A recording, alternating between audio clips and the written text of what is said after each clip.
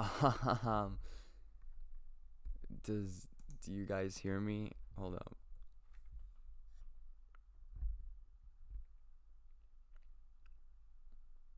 All right. So, yeah, we're here and there's a big delay. Good lord.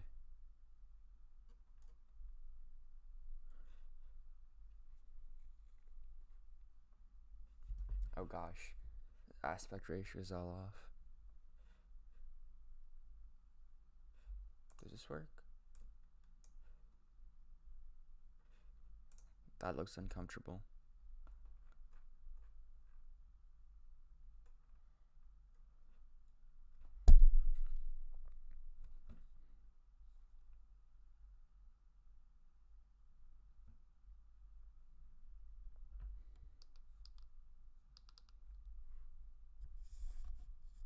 Oh.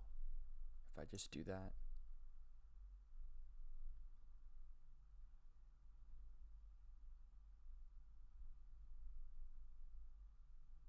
Okay, I'm just waiting to see if this worked on my phone. So now it's just awkward.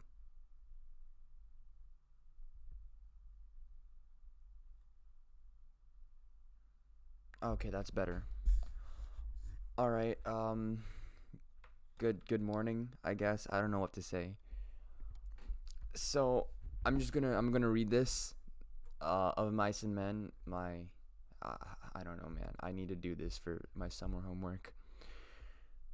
So I'm gonna probably do this till like 1:30 cuz I got to go then and write something else.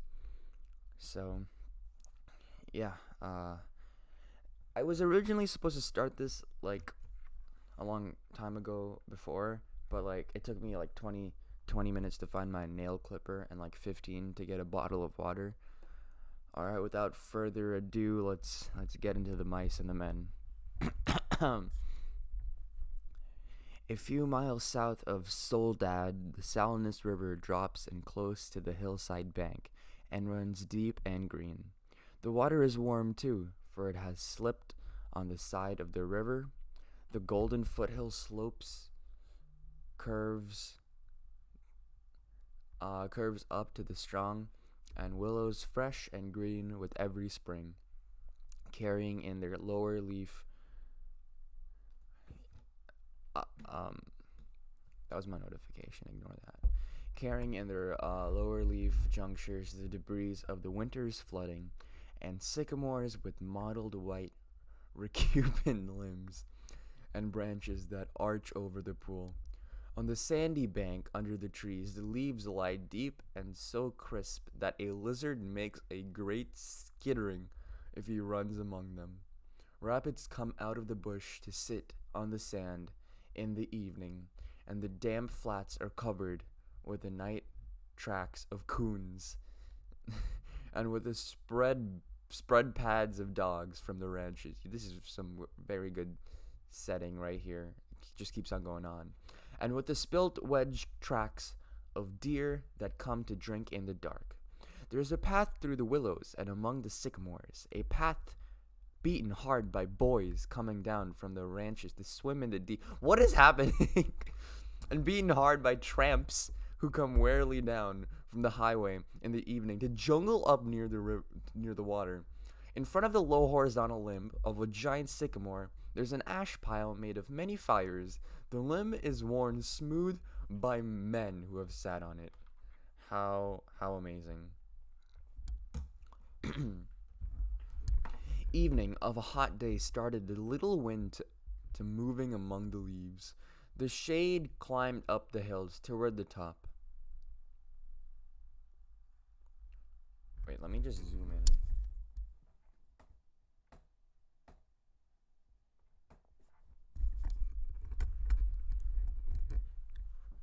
Alright, hills toward the top. On the sandbanks, the rabbits sat as quietly as little gray sculptured stones, and then from the direction of the state highway came the sound of footsteps on crisp sycamore leaves. I swear to God, what are these sycamores? The rabbits hurried noiselessly for cover. A stidled heroine, what? Heron from the path and came into the opening by the green pool. They had walked in single file down to. Alright. Is it still live? It's still going. Interesting. Okay.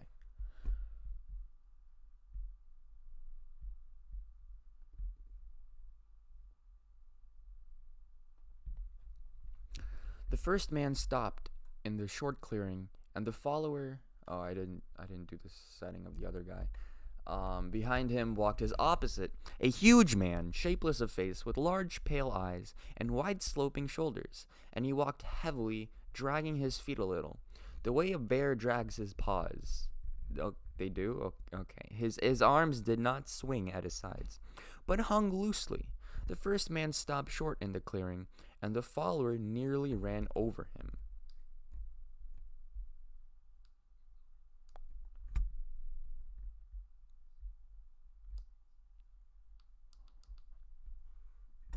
He took off his hat and wiped the sweat band with his forefinger and snapped the moisture off. His huge companion dropped his blankets and flung himself down and drank from the surface of the green. Yo, that's not okay.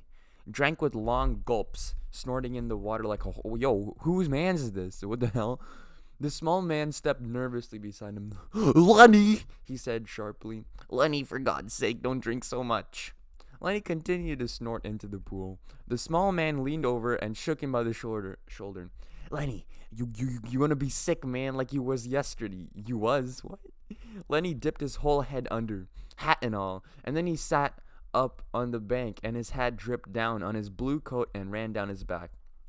That's good, he said. You drink some, George. You take a big drink. He smiled happily.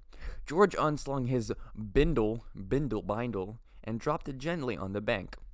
I ain't sure it's good water, he said. Looks kind of scummy. Lenny dabbled his big paw in the water. Dude, is this guy an actual bear? What do you mean paw? And wiggled his fingers. So the water arose in little splashes. Rings widened across the pool to the other side and came back again. Lenny watched them go. Look, George, look what I done. George knelt beside the pool and drank from his hand with quick scoops. Tastes all right, he admitted. Don't really seem to be running though. You never ought to drink water when it ain't running, Lenny, he said hopelessly. You would drink out of a gutter if you were thirsty. He threw a scoop of water into his face and rubbed it about with his hand under his chin and around the back. Dude, this is too much description. Come on. Then he replaced his hat, pushed himself back from the river, drew up his knees, and embraced them.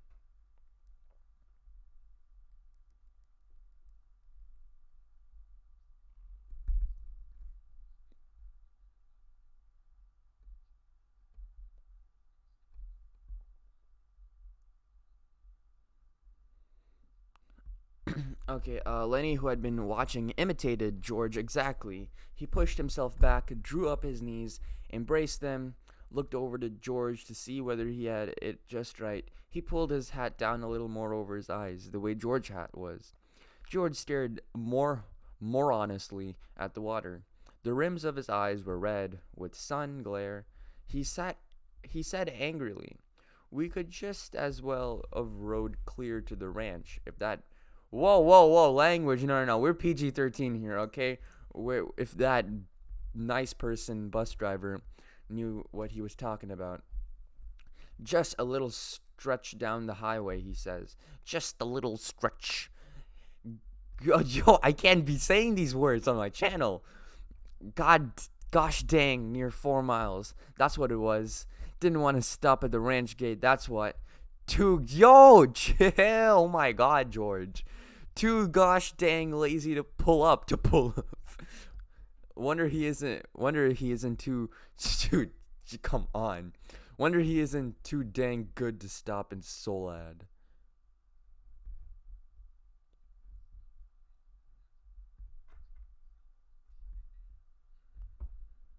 Kicks us out and says, Jess, a little stretch down the road. I bet it was more than 4 miles. Dang hot dang. Lenny looked timidly over him. George. Yeah. What you want? Where we going, George? The little man jerked down the brim of his hat and scowled over at Lenny. So you've forgotten already, did you? I gotta tell you again, do I? Jeez, what? What are you doing, Jill? Oh my gosh.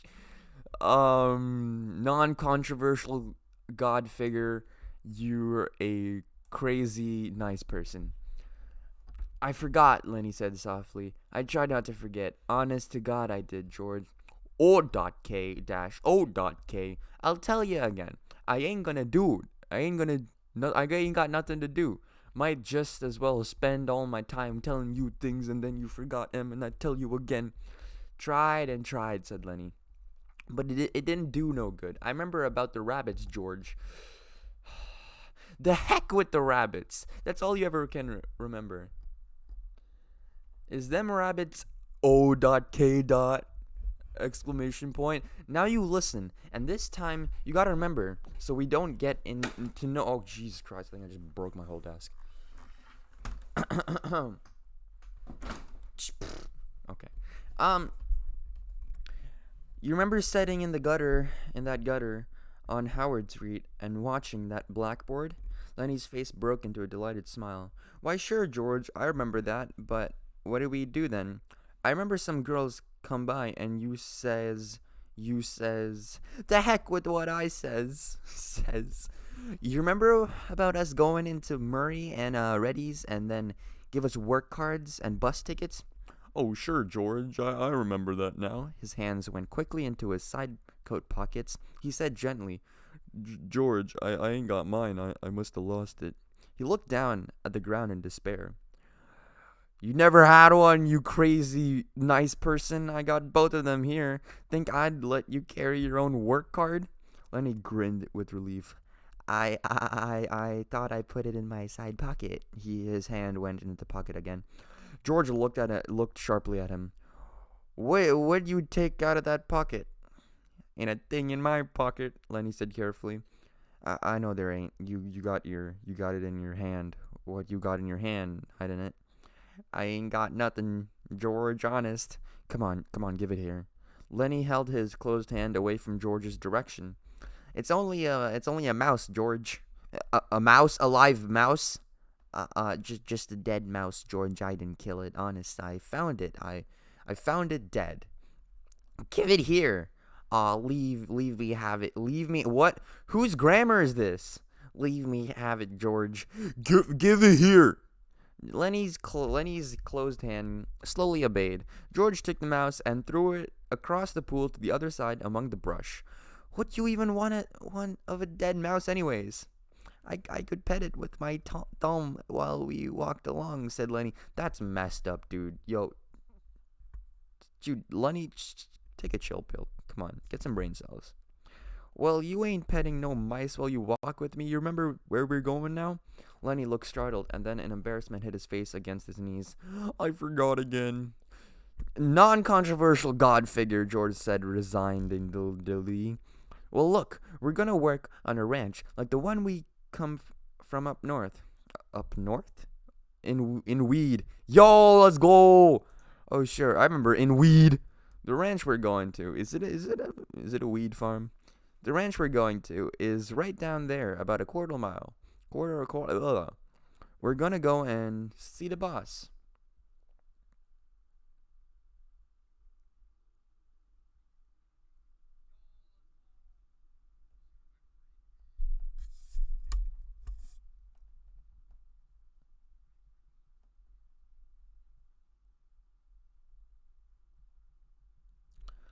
We're gonna go in and see the boss. Now look, I'll give him the work tickets, but you ain't gonna say a word. You just stand there and don't say nothing.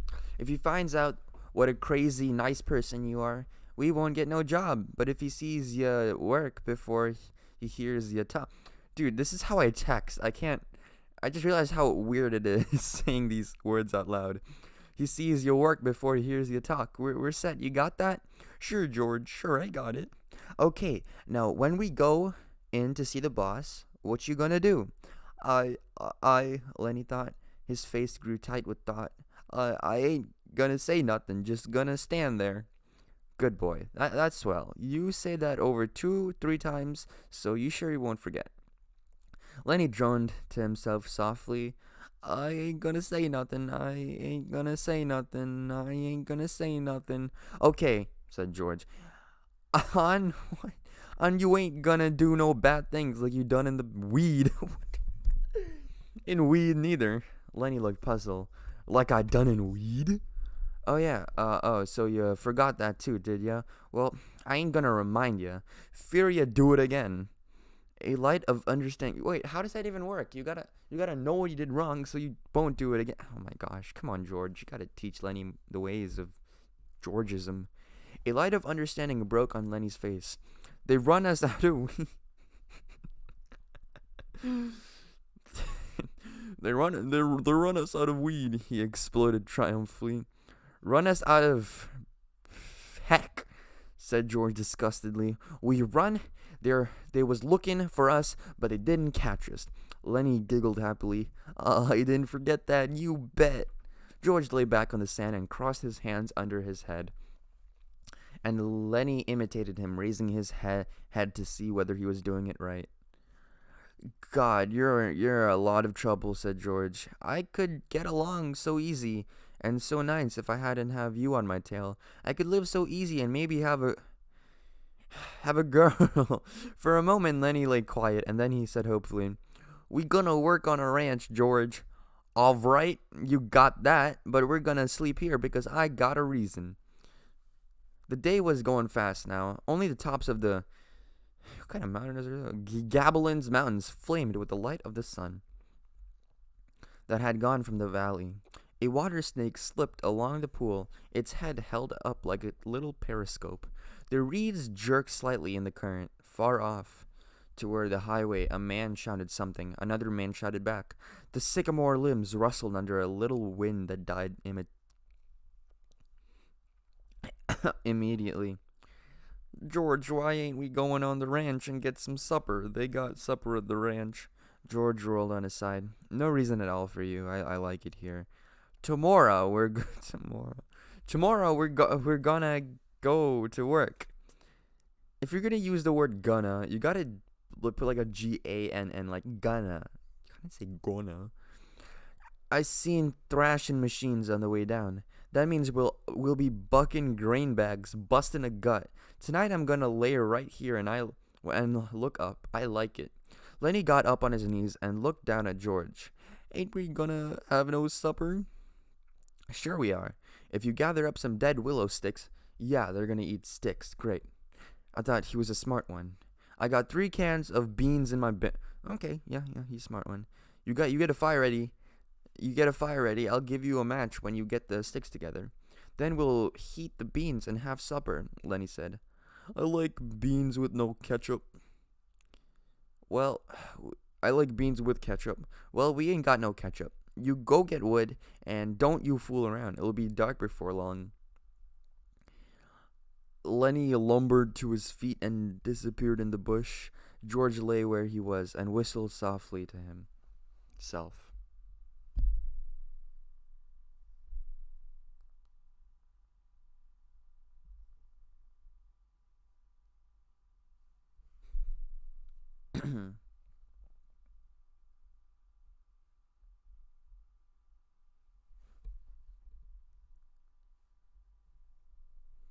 Okay. Lenny lumbered to his feet and disappeared in the bush. George lay where he was and whistled softly to himself. There were sounds of splashing. Okay, who's even on here? I gotta check. All right, we got two concurrent viewers. I don't know what that means, and 2 likes. How? I don't know. 9 playbacks. Whoa, man, chill. Okay. Lenny lumbered to his feet and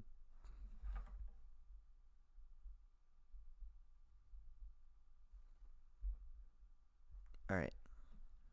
I don't even know if anyone's listening. I'm gonna keep on going. comment if you're listening, so I know there's someone alive behind there.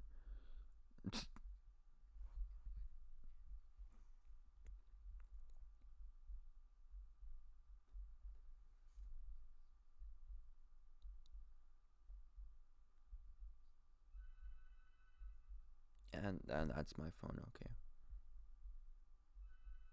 I just freaking close the door. Ah! All right, closed it. Poor good person, he said softly, and then went on whistling again. In a moment, Lenny came crashing back through the woods. He carried one small willow stick in his hand. George sat up. All right, he said brusquely, give me the mouse. But Lenny made an elaborate pantomime of science. What the heck are these words? What mouse, George? I ain't got no mouse. George held out his hand. Come on, give it to me. We ain't putting nothing over. Lenny hesitated, backed away, looked wildly at the brush line, as though he contemplated running for his freedom. George said coldly, You gonna give me the mouse, or do I have to sock you? Give you what, George? You know, gosh dang well what. I want that mouse. Lenny recallantly reached into his pocket. His voice broke a little. I don't know why I can't keep it. It ain't nobody's mouse. I didn't steal it. I found it lying right behind the road. George's hand remained outstretched imperiously, slowly like a terrier who doesn't want to bring a ball to his master. Lenny approached, drew back, approached again. George snapped his finger sharply, and at the sound, Lenny laid the mouse in his hand. I wasn't doing nothing bad with it, George, just stroking. Oh my gosh, Lenny. George stood up and threw the mouse as far as he could. Yo, what is with George and throwing mice? Come on, man. I'm gonna get a drink of water before my freaking lungs break. Let's go. To return to an ASMR channel overnight. George stood up and threw the mouse as far as he could into the darkening bush, and then he stepped to the pool and washed his hands. You crazy fool! Don't you think I could see your feet was wet where you went across the river to get it? Oh my gosh, Lenny! He heard Lenny's whimpering cry and wheeled about, blubbering like a baby.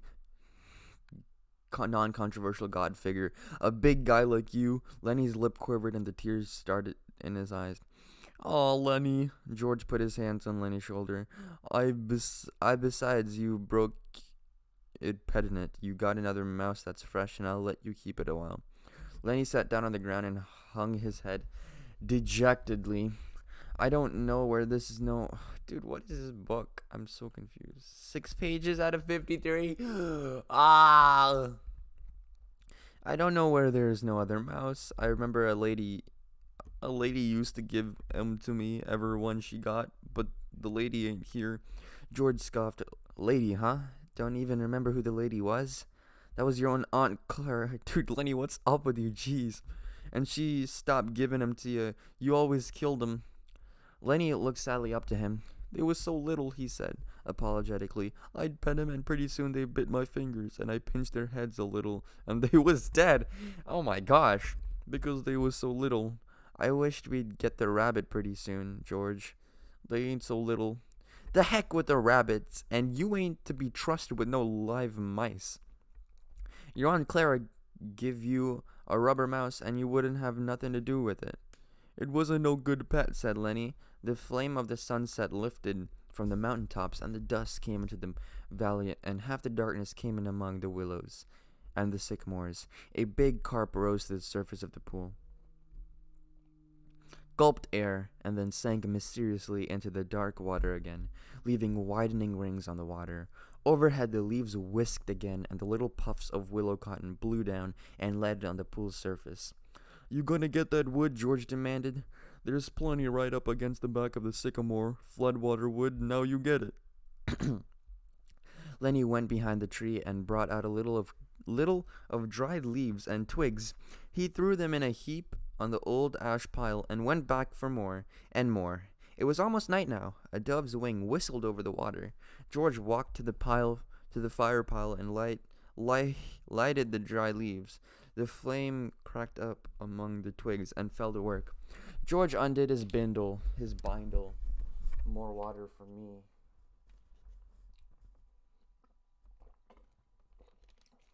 I don't understand how people can commentate for so long. It just breaks your freaking vocal cords. There's enough beans for 4 men, George said. Lenny watched him from over the fire. He said patiently, I like him with ketchup. Well, we ain't got any, George exploded. Whatever we ain't got, that's what you want. God amighty, if I was alone, I could live so easy. I could get a job and work and no trouble. No mess at all. And when the end of the month end of the month come, oh my gosh. I could take my $50 and go into town and get whatever I want. Why, I could stay in a cat house all night. I could eat any place I want, hotel or any place, and order any dang thing I could think of. And I could do all that every dang month. Even a gallon of whiskey, or sit in a pool and play cards or shoot pool. Lenny knelt and looked over the fire at the angry George, and Lenny's face was drawn in with terror. And what I gotta do, George? That's George's voice. And what I got, George went on furiously. I got you. You can keep a job and you lose me every job I get. Just keep me shoving all over the country all the time. And that ain't the worst. You get in trouble. You do bad things and I got to get you out. His voice rose nearly to shout. You crazy son of a very nice person. You keep me in the hot water all the time. He took on the elaborate manner of little girls when they were mimicking one another. Just wanted to feel that... Oh my gosh, come on. Yo, why did they assign me this book? Just wanted to feel that person's thing. Just wanted to pet it like it was a mouse. What? Well, now how the frick hickety heck did she know you just wanted to feel her? Jeez. She jerks back and you hold on like it was a mouse. She yells and we gotta hide in an irrigation ditch all day with guys looking for us. Whoa. And we gotta sneak out in the dark and get out of the country. All the time, something like that, all the time. I wish I could put you in a cage with about 1,000,000 mice and let you have fun. His anger left him suddenly. He looked across the fire and Lenny's anguished face, and he looked ashamed at the flames. It was quite dark now, but the fire lighted the trunks of the trees and the curving branches overhead. Lenny crawled slowly and cautiously around the fire until he was close to George. He sat back on his heels. George turned the bean cans so the other side faced the fire. He pretended to be unaware of Lenny, so close beside him.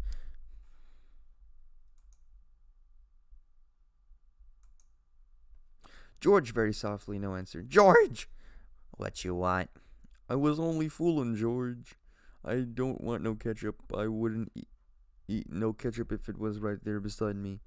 If it was right here, you could have some. But I wouldn't eat none, George. I'd leave it all for you. You could cover your beans with it, and I wouldn't touch none of it. George still stared mercilessly at the fire. When I think of the swell time I could have without you, I go nuts. I never get no peace. Lenny still knelt. He looked off into the darkness across the river. George, you want I should go away and leave you alone? Where the heck could you go? Oh my gosh. Hold up. Lucas. Come. Dude. Why you gotta do this to me? Okay. I need to finish this. 7 pages out of 53.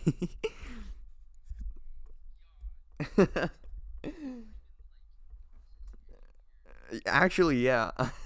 I'm kind of interested, but my voice is giving out. Alright, see ya. I don't know. I have to go somewhere at like 2 o'clock, and I'll come back at like 3ish. Alright, see ya. Alright. George, very softly, no answer. George, wait, I already read that. but I wouldn't eat none, George. I'd leave it all for you, dude. I already read that. Where the heck would you go? Well, I could go off in the hills there, someplace I'd find a cave.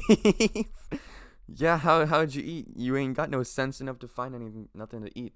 I'd find things, George. I don't need no nice food with ketchup. I'd lay out in the sun and nobody hurt me. And if I found a mouse, I could keep it. Nobody take it away from me. George looked quickly and searchingly at him. I've been mean, ain't I? If you don't want me, I could go off to the hills and find a cave. I can go away anytime. No, look, I was just fooling Lenny, 'cause I want you to stay with me. What is the point of this book? What is the plot here? Trouble with mice is you always kill 'em. He paused. Tell you what I'll do, Lenny. First chance I'll give you a pup. Maybe you wouldn't kill it. That'd be nice, better than a mice, than mice. And you could pet it harder. Oh my gosh. Lenny avoided the bait. He had sensed his advantage. If you don't want me, you only just gotta say no, and I'll go off in the hills right there. Right up in those hills and live by myself, and I won't get no mice stole from me.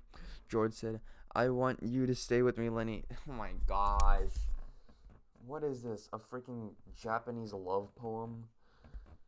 This is my freaking ELA homework. What am I didn't even read the prompt. I don't know what I'm looking for.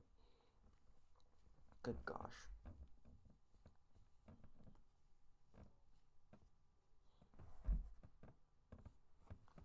Alright, another water break.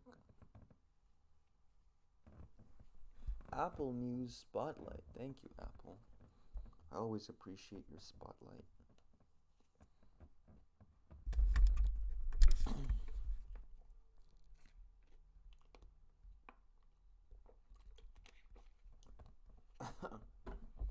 Yo, commentating takes a lot from your vocal cords. Jeez.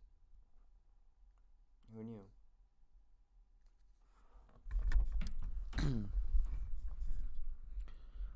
Tell you what I'll do, Lenny. First chance I'll give you a pup, blah blah blah. Lenny avoided the bait. What bait? Oh, he's had senses advantage. If you don't want me, you only just gotta say so, and I'll go off in those hills right there.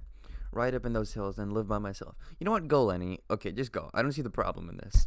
And I won't get no mice stole from me. What about rabbits? George snapped. You ain't gonna put nothing over on me. Lenny pleaded, come on, George, tell me, please, George, like you had before. You gotta get a kick out of it, don't you? Alright, I'll tell you. And then we'll eat our supper. What? Somebody shoot you for your cry if you no, you stay with me. Your Aunt Clara would be like running off by yourself even if she is dead. Like you done before. Oh, okay. George's voice became deeper. He repeated those words rhythmically, as though he had said them many times before. Guys like us that work on ranches are the loneliest guys in the world. They got no family. They don't belong no place. They come to a ranch and work up a stake, and then they go into town and blow their stake, and the first thing you know, they're pounding their tail on some ranch. They ain't got nothing to look ahead to. Lenny was delighted. That's it. Now tell me how it is with us. George went on. With us, it ain't like that. We got a future. We got a room blowing in our jack just because we got no place else to go. If them other guys get in jail, they can rot for all anybody gives a dang. But not us. Lenny broke in. But not us. And why? Because I got you to look after me and you got me to look after you. Oh my gosh. You got it by heart. You can do it yourself. No, you. I forget some of the things tell about how. Yo, the grammar here is messed up. Why? I can write a book like this. O.K. Somebody, we're gonna get the jack together and we're gonna have a little house and a couple of acres and a cow and some pigs and live off the fat of the land. Lenny shouted, and have rabbits. Go on, George. Tell about what we're gonna have in the garden and about the rabbits in the cages and about the rain in the winter when the stove and how thick the cream is on the milk. Well, like how you hardly cut it. Tell about that, George. Why don't you do it yourself? You know all of it. No, you tell it. It ain't the same if I tell it. Go on, George. How are we gonna tend to the... This is weird. Well said, George.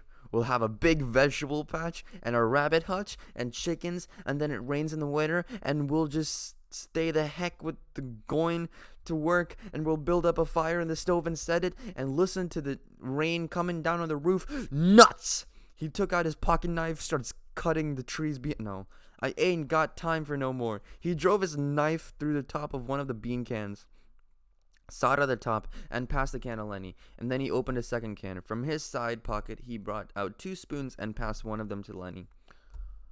They sat by the fire and filled their mouths with beans and chewed mightily. A few beans slipped out of the side of Lenny's mouth. George gestured with his spoon. What you gonna say tomorrow when the boss asks you questions? Lenny stopped chewing and swallowed. His face was concentrated. I ain't gonna say a word. Good boy. That's fine, Lenny. Maybe you're getting better.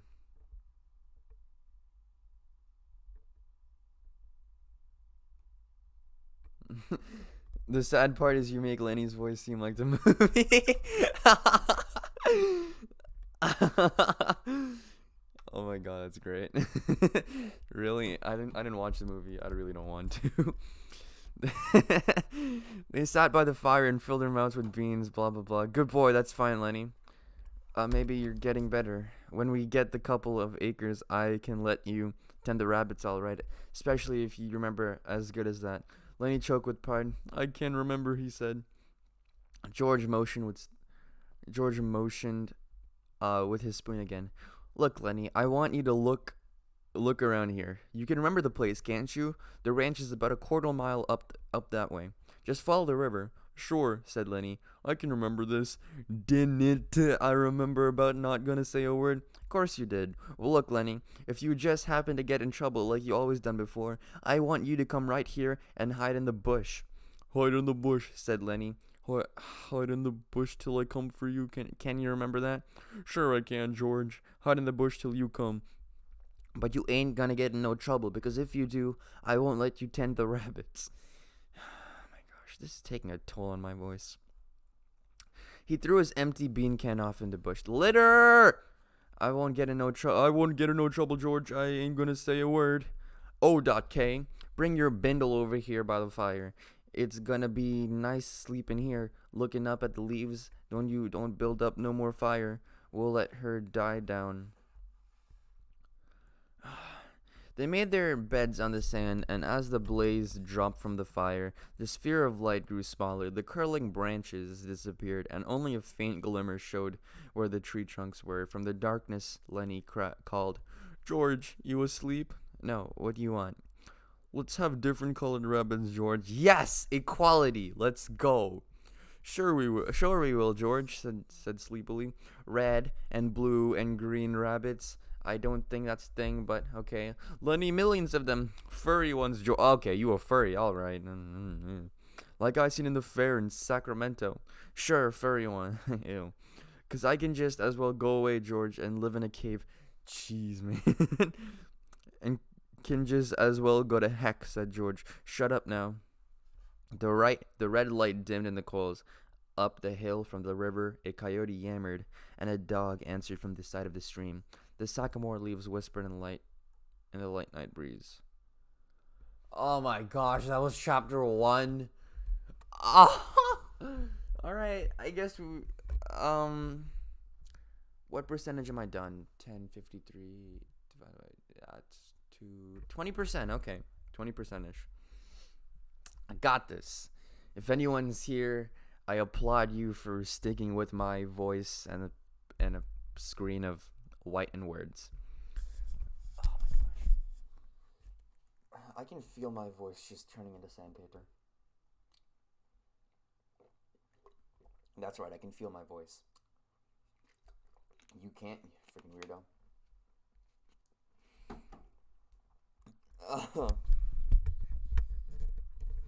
The bunkhouse was a long rectangular building. Inside, the walls were whitewashed, and the floor unpainted. In 3 walls there were small square windows, and in the 4th a solid door with a wooden latch. Against the walls were eight bunks, 5 of them made up with blankets, and the other 3 showing their burlap ticking. Over each bunk there was nailed an apple box with the opening forward so that it made two shelves of the personal belongings of the occupant of the bunk. And these shelves were loaded with light articles, soap and talcum powder, razors, and those Western magazines ranchmen love to read and scoff at. What even happened? Why are. What? Where are we? We were in a forest now. Then no. Oh my gosh. It's stovepipe going straight up through the ceiling. In the middle of the room stood a big square. Yo, this guy loves his setting, doesn't he? A big square table littered with playing cards, and around it was grouped boxes from the players to sit on. At about 10 o'clock in the morning, the sun threw a bright, dust-laden barn through one of the side windows.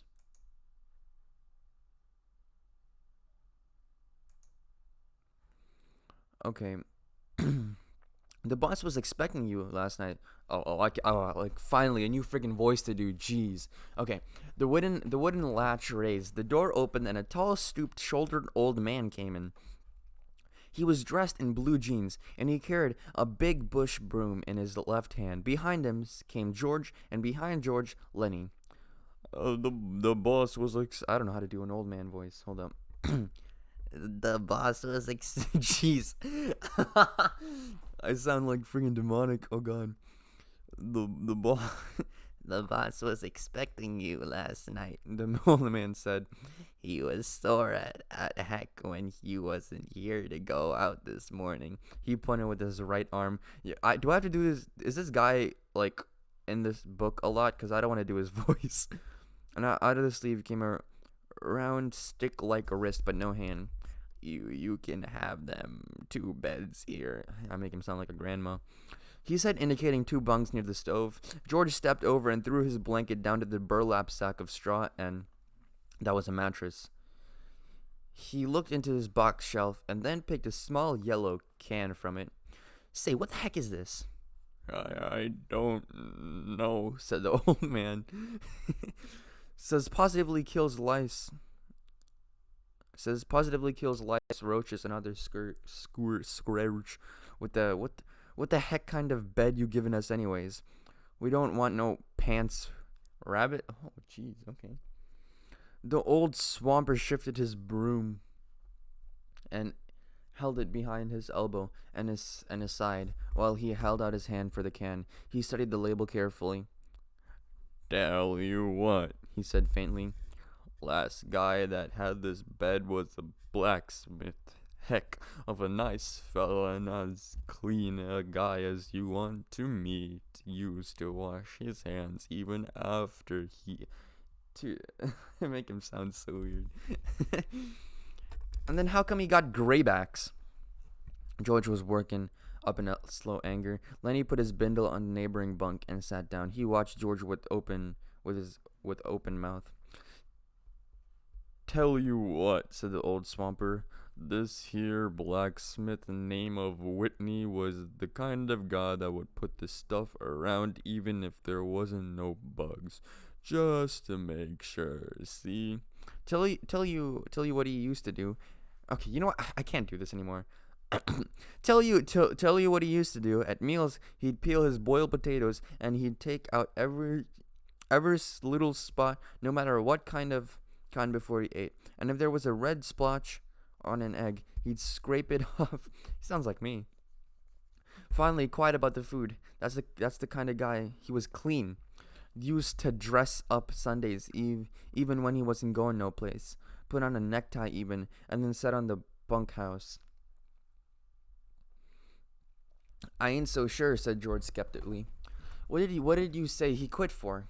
The old man put the yellow can in his pocket and he rubbed his bristly white whiskers and his knuckles. Is he the mouse here? Why does he have whiskers? Why, he just quit, the way a guy will. Says it was the food. Just wanted to move. Didn't give no reason but the food. Just says, gimme my time one night. The way any guy would. George lifted his tick and looked... What? His tick? And looked underneath it. He leaned over and inspected the sacking closely. Immediately, Lenny got up and did the same with his bed. Finally, George seemed satisfied. He unrolled his bindle and put things on the shelf. his razor and bar of soap, his comb and bottle of pills, his liniment and leather wristband. Then he made his bed up neatly with blankets. The old man said, "I guess the boss'll be out here in a minute. He was sure burned when you wasn't there in his morning. Come right when we was eating breakfast and says, where the..." Oh, dang, you're already past me. I'ma die. See, Ravi. I am a very efficient person. Yo, no. What? Why is that word there? Why is that word there? I can't put that. Yo. No. Oh my gosh. I don't want to turn into PewDiePie. Oh my gosh. Why? I don't understand why the school gave me this book. I'm pretty sure that's not legal. The old man said, I guess the boss will be out here in a minute. He was sure burned when you blah blah blah come right in here. We was eating breakfast and says, where the heck the new men? And he gave the stable buck heck too. George patted a wrinkle out of his bed and sat down. Give the stable buck heck, he asked. Sure. Oh my gosh. I'm just gonna skip that. I'm not even gonna attempt. I'm sorry. Yeah, nice fellow too. Got a crooked back where a horse kicked him.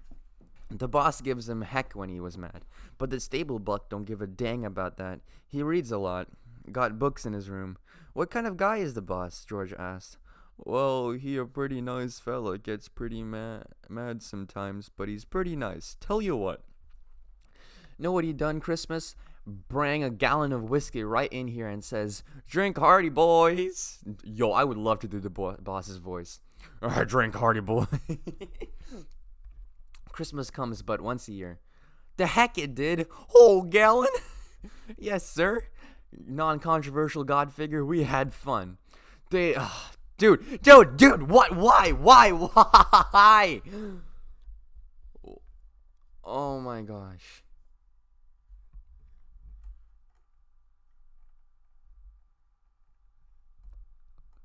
Oh. Why? Yes, sir. Non-controversial. They let the man come in that night. Little Skinner, named of Smitty, took after the man. Done pretty good too. The guys wouldn't let him use his feet, so the man got him. If he could have used his feet, Smitty says he would have killed the man. The guy said on account of the man's got a crooked back. Smitty can't use his feet. He pushed in relish of the memory. After the guys went into Soledad and raised heck, I didn't go in there. I got to woof no more. Lenny just finished making his bed. The wooden latch raised again, and the door opened. A little stocky man stood in the open doorway. He wore blue jean trousers, a flannel shirt. Yo, he got style, not gonna lie. He got that drip. A black unbuttoned vest and a black coat. His thumbs were stuck in his belt on each side of the square steel buckle. On his head was a spoiled brown stas hat, and he wore high-heeled boots and spurs to prove he was a laboring man. The old swamper looked quickly at him.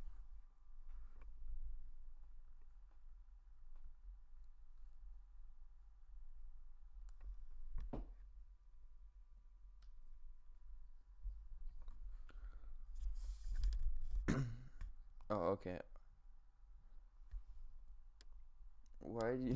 Why do you make the old man sound like Stephen Hawking? You know what? He might be Stephen Hawking. You never know, man. You never know. All right. Sorry if I'm pausing in the middle.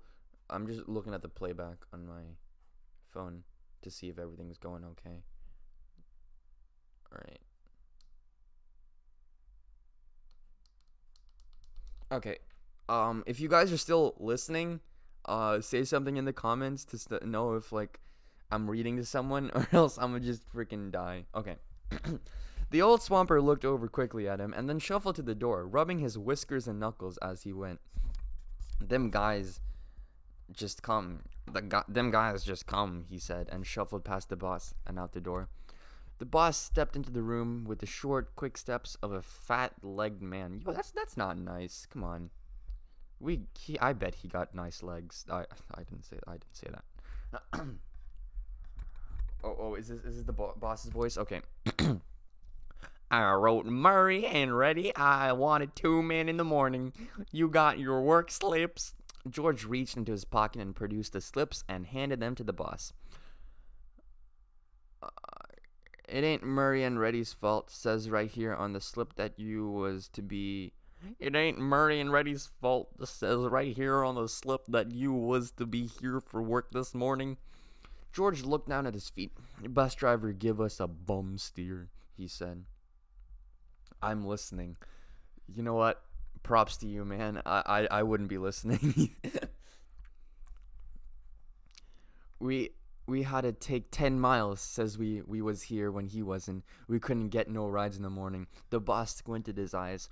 Well, I had to send out the grain team. Short 2 buckers won't do any good to get out here till after dinner. He pulled his time book out of his pocket and opened it where a pencil was stuck between the leaves. George scowled meaningfully at Lenny, and Lenny nodded to show that he understood. The boss licked his pen. Oh my gosh. Yo, this is a weird boss, man. Reading of Mice and Men till 1K subs. More like reading in Mice and Men till I procrastinate all my summer homework.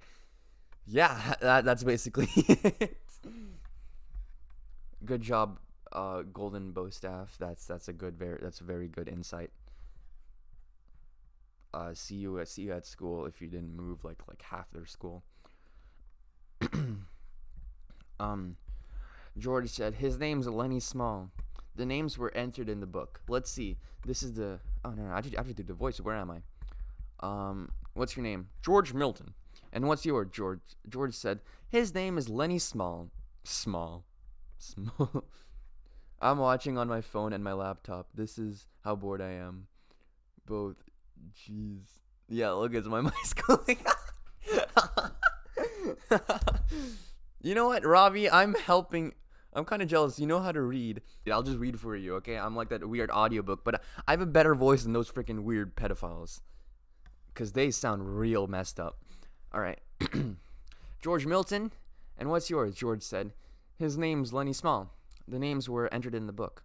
Let's see. This is the 20th noon. The 20th. He closed the book. Where you boys have been working? Up around weed. Yeah, I like that weed. It's your boy too. Cringy Chinese student. Yeah, Chris. The boss pointed a playful finger at Lenny. He ain't much of a talker, is he? No, he ain't, but he's sure of a heck of a good worker. Strong as a bull. Lenny smiled to himself. Strong as... Wait, the boss's and Lenny's voice are the same. Oh my gosh. Strong as a bull, he repeated. Yeah, I'm gonna change the boss's voice into like...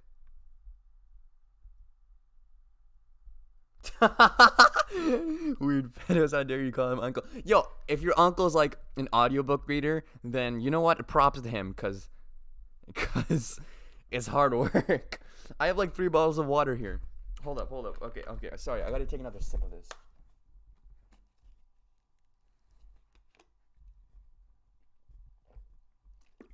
Oh my gosh, it's breaking my vocal cords. Yeah, thank you, sir, but I'm pretty sure you skipped a word up. And you know what, Ravi? You know what? You do this. Okay. I'm doing voices for everyone. I gotta keep y'all interested. All right. Up around weed, said George. You too? To Lenny? Yeah, him too, said George. The boss pointed a playful finger at Lenny. Blah, blah, blah, blah. No, he ain't. He's sure of a heck good worker, strong as a bull. Lenny smiled to himself. Strong as a bull, he repeated. George scowled at him, and Lenny dropped his head in shame at having forgotten. The boss said suddenly, okay, I'm gonna make this like a deep... He skipped many. I'm here for voices. Alright. I'm gonna make the boss seem like, I don't know, like a gangster. Yeah, Ravi, I'm not going to say those words. I'm not going to be a PewDiePie, all right? And chill. I'm family-friendly channel, remember? Trying to keep that up. Alright, stop distracting me. You freaking suck. Alright, I'm gonna make the boss's voice like a low male, like a gangster. In a panic, Lenny. Okay, the boss said suddenly, "Listen, Small." Lenny raised his head. "What can you do?" In a panic, Lenny looked at George for help. "He can do anything you tell him," said George. "He's a good skinner." He's a good skinner. He can what the heck? He can raisel grain bags. I can raisel grain bags too. Drive a cultivator. He can do anything. Just give him a try. The boss turned on George. "Then why don't you let him answer? What you gotta put over?" George broke in loudly. "Oh, I ain't saying he's bright. He ain't. But I say he's a god dang good worker. He can put up a 400-pound bale." The boss deliberately put the little book in his pocket. He hooked his thumbs in his belt and squinted, one eye nearly closed. "Sir, what you selling?" "Huh?" "I said, what you stake you got in this guy? You taking his pay away from him?" "No, of course I ain't. What you think I'm selling him out?" "Well, I never seen one guy take so much trouble for another guy. I'd just like to know what your interest is." "No, Lucas, get the heck out of here." Oh, this is my live stream. Don't do voices. My voices are on point, okay? Come on. I gotta stay focused. I said, what's your stake on this guy?" No, of course I ain't. Why you think I'm selling him out? Blah, blah, blah." George said, he's my cousin. I told this old lady I'd take care of him. He got kicked in the head by a horse when he was a kid. Yo, I got kicked in the head when I was a kid. He's alright, dude. Your English sounds like you got kicked in the head. Just ain't bright, but he can do anything you tell him. The boss turned halfway. "Well, God knows he don't need any brains to buck barley bags, and don't you try put nothing over Milton. I got my eye on you while you quit on weed." Yeah, well, you quit on weed. That's a good business. Weed's a good business. The boss turned halfway. Well, God knows he don't need any blah, blah, blah. "Job was done," said George promptly. "What kind of job?" We was digging a cesspool." "Alright, but don't try to put nothing over, 'cause you can't get away with nothing. I seen wise guys before go on out with the grains team after dinner. They're picking up barley at the machine. Go out with Slim's team." "Slim?" "Yeah, big tall skinner. You'll see him at dinner. He turned abruptly and went down the road. But before he went out, he turned and looked for a long moment at the two men. When the sound of his footstep had died away, George turned on Lenny. "So you wasn't gonna say a word? You was gonna leave me, your big flapper shut, and leave me do the talking. Dang near lost us the job." Lenny stared hopelessly at his hands. I forgot, George." "Yeah, you forgot. You always forget, man. I got to talk you out of it." He sat down heavily on the bunk. "Now he's got his eyes on us. Now we gotta be careful and make no slips. You keep your big flapper shut after this." You know, I love how they stay family friendly for like that moment, flapper shut, but then they just pull out that word. He fell morosely silent. "George, what you want now?" "I wasn't kicked in the head with no horse, was I, George?" "Dude, then what other explanation do you have?" "Be a good dang thing if you was." Save everybody a heck out of trouble. You know what, man? Jeez. "You said I was your cousin, George." "Well, that was a lie, and I'm dang glad it was. If I was a relative of yours, I'd shoot myself." He stopped suddenly, stepped in the open front door, and peered out. "Say, what the heck you doing listening?" The old man came slowly in the room. He had his broom in his hand, and at his heels there walked a drag-footed sheepdog, gray of muzzle and with pale, blind old eyes. The dog struggled. All right, let's see the statistics for this stream so far. 15 playbacks. Don't know what that is. All right, average watch time 7 minutes. Good, looking good. 3 viewers, 3 likes. I like this. Good statistics. Oh my gosh. All right. "It was poking your ears, big ears in our business," George said. "I don't like nobody to get nosy." The old man looked uneasily from George to Lenny on his back. I just come here, he says. I didn't hear nothing you guys was saying. I ain't interested in nothing you was saying. A guy on a ranch don't never listen nor he don't ask questions. Yeah, hurry up when you speak, Grandpa. Dang. And then sit down a minute, he said. What the heck of an old what the heck of an old dog. Yeah, I had ever since I was about oh my gosh. Yeah, I had ever since he was a pup. God, he was a good sheepdog when he was. Oh, the Swamper agreed. You got to take him right. At the moment, a young man came into the bunkhouse. A thin young man. Dude, I would love to do these voices, but like the way they set up their dialogue is not like a good format to me to do voices because they don't press like enter after every other person speaks, so it's like really weird. I don't like this. He wore a work glove on his left hand, and like the boss, he wore high-heeled boots. Yo, the boss was wearing high-heeled boots. Jeez, I bet he's like 5'2". Ravi can relate. I'm sorry. He wore a work glove on his left hand, and like the boss, he wore high-heeled boots. Seen my old man? He asked. The Swamper said, he was just here a minute ago. Curly went over to the other cookhouse, I think. I'll try to catch him, said Curly. His eyes pressed over the new man, and he stopped. He glanced coldly at George, and then at Lenny. His arms gradually bent at the elbows, and his hands closed into fists. He stiffened and went into a slight crouch. His glance was at once calculating and pudgy. Lenny squirmed under the Glock. Whoops, I mistakenly said Glock. Lenny squirmed under the look and shifted his feet nervously. Curly stepped gingerly close to him. Curly, you the new guy the old man was waiting for? We just come in, said George. Let the big guy talk. Lenny twisted with embarrassment. George said, suppose he don't want to talk. Curly lashed his body around. He didn't laugh, okay. By non-controversial god figure, he's gotta talk when he spoke. What the heck are you doing? You know what? I'm giving Curly an Indian accent. Let's go, Curly. My guy gotta represent the country. By Christ. It's gonna be fun. By Christ, he's got to talk when he spoke too. What the heck are you going to get? What are you getting it into for? We traveled together, said George coldly.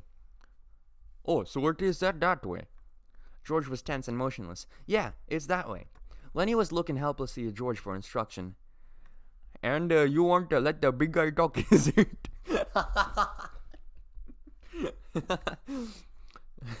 He can talk if he wants to tell you anything. He nodded slowly to Lenny. We just coming. We just. What did I do for Lenny's voice? We just coming in.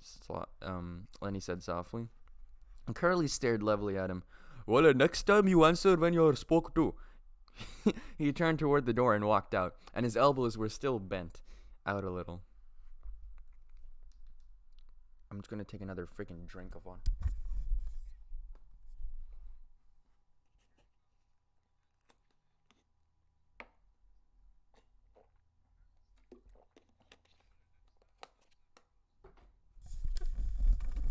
Alright, we're back.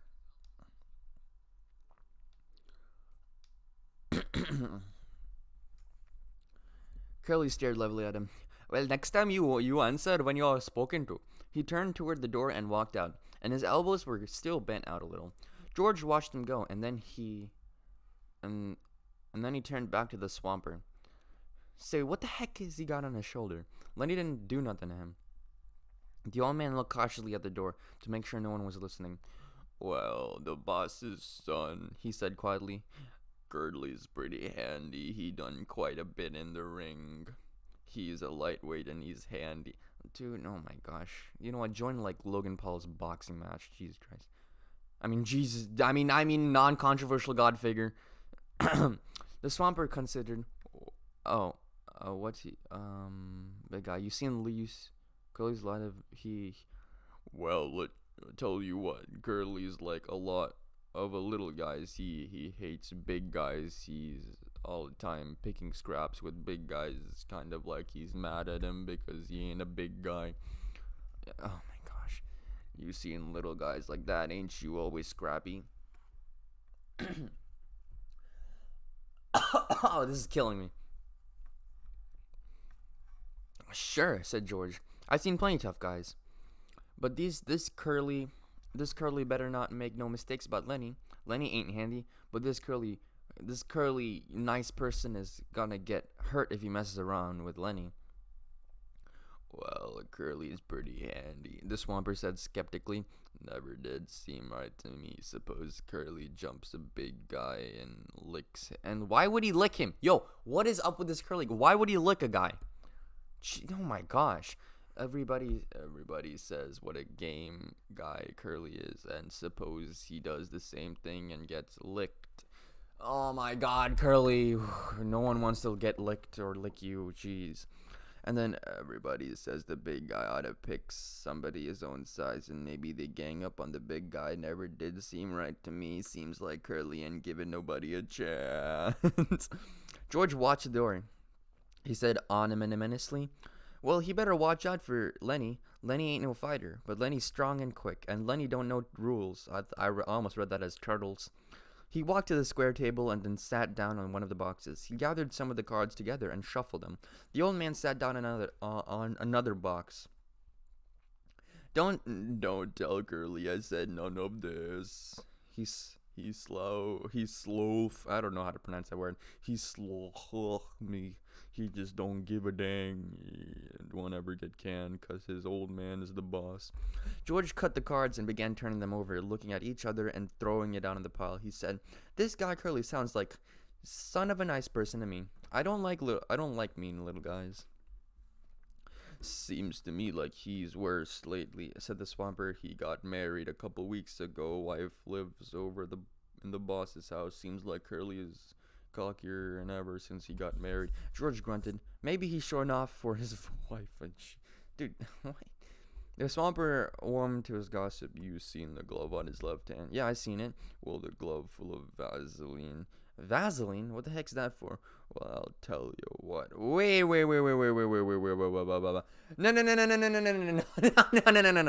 No.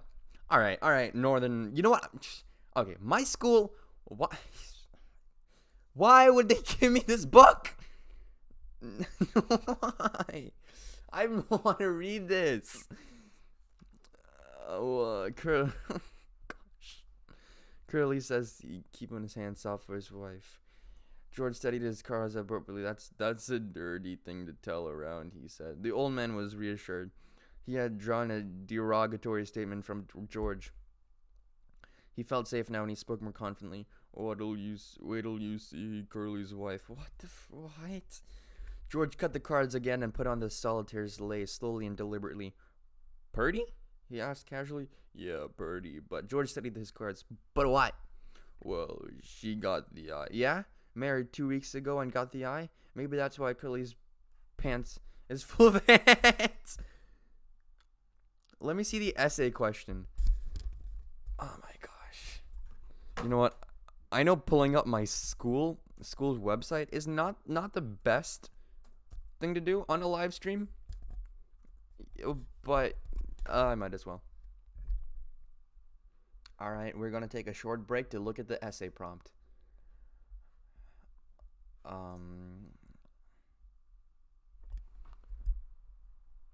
That's what you guys should go to my school where. What? Oh, I shouldn't read that out loud. I never mind.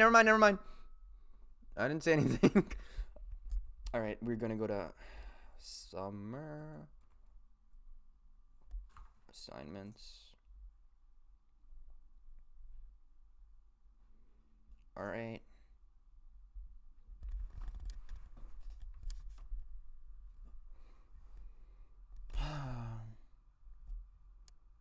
What is my life anymore?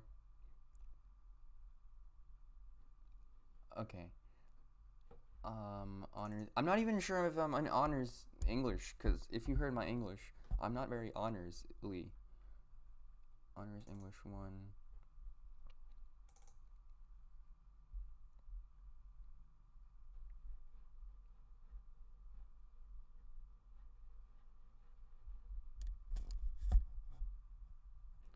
All right.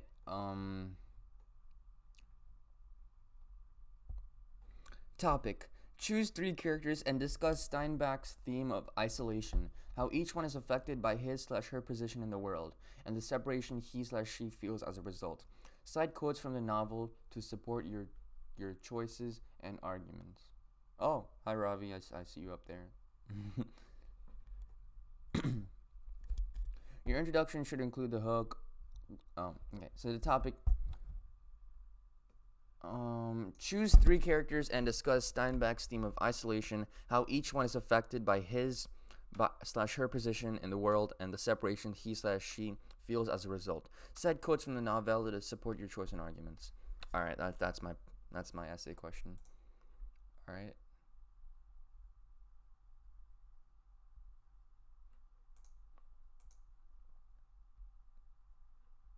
23 playbacks, 4 viewers, 4 likes. Yo, 1,000 subscribers. Here we go. Okay, we were going back to Mice and Men. We're going back. We had the same but Lenny. Oh my gosh, you're so lucky. Lenny seems so predictable. Anyway. Oh god, I'm dying here. Okay. We're back into the book. Back in the action. Alright. The old man was reassured, blah, blah, blah, blah, blah. Well, she got the eye. Yeah, married 2 weeks and still got the eye, but maybe that's why Curly's pants is full of ants. You know what? I'm going to use that saying in my daily vocabulary. Yours is harder. Yeah, it really is. That's why Curly's pants full of ants.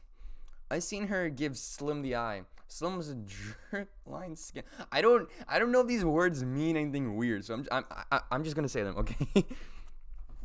Heck of a nice fella. Slim don't need to wear no high-heeled boots on a grain team.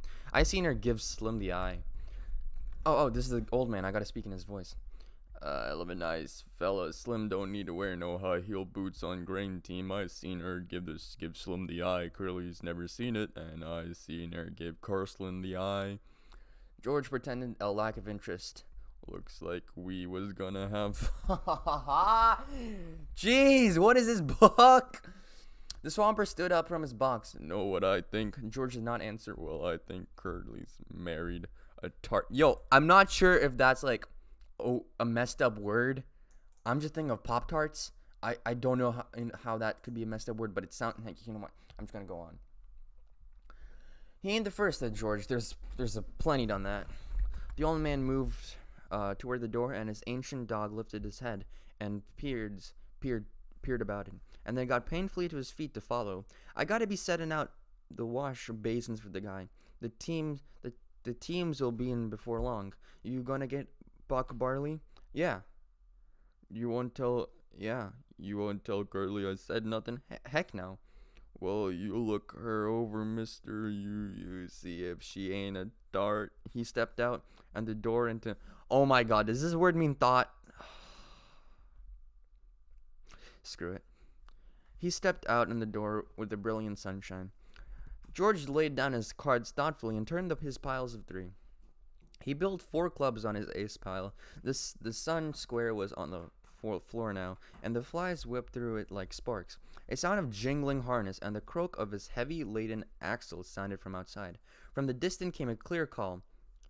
Stable book, oh, stable book, and then... Where the heck is non-controversial? Oh my god, nope, we're going past that. I'm not saying that. No, I'm not saying that. George started the solitaire later than he fell into the cars behind and turned around to Lenny. Lenny was lying down and the bunk watched him. Look, Lenny, this here ain't no setup. I'm scared. You gonna have trouble with that Curly guy.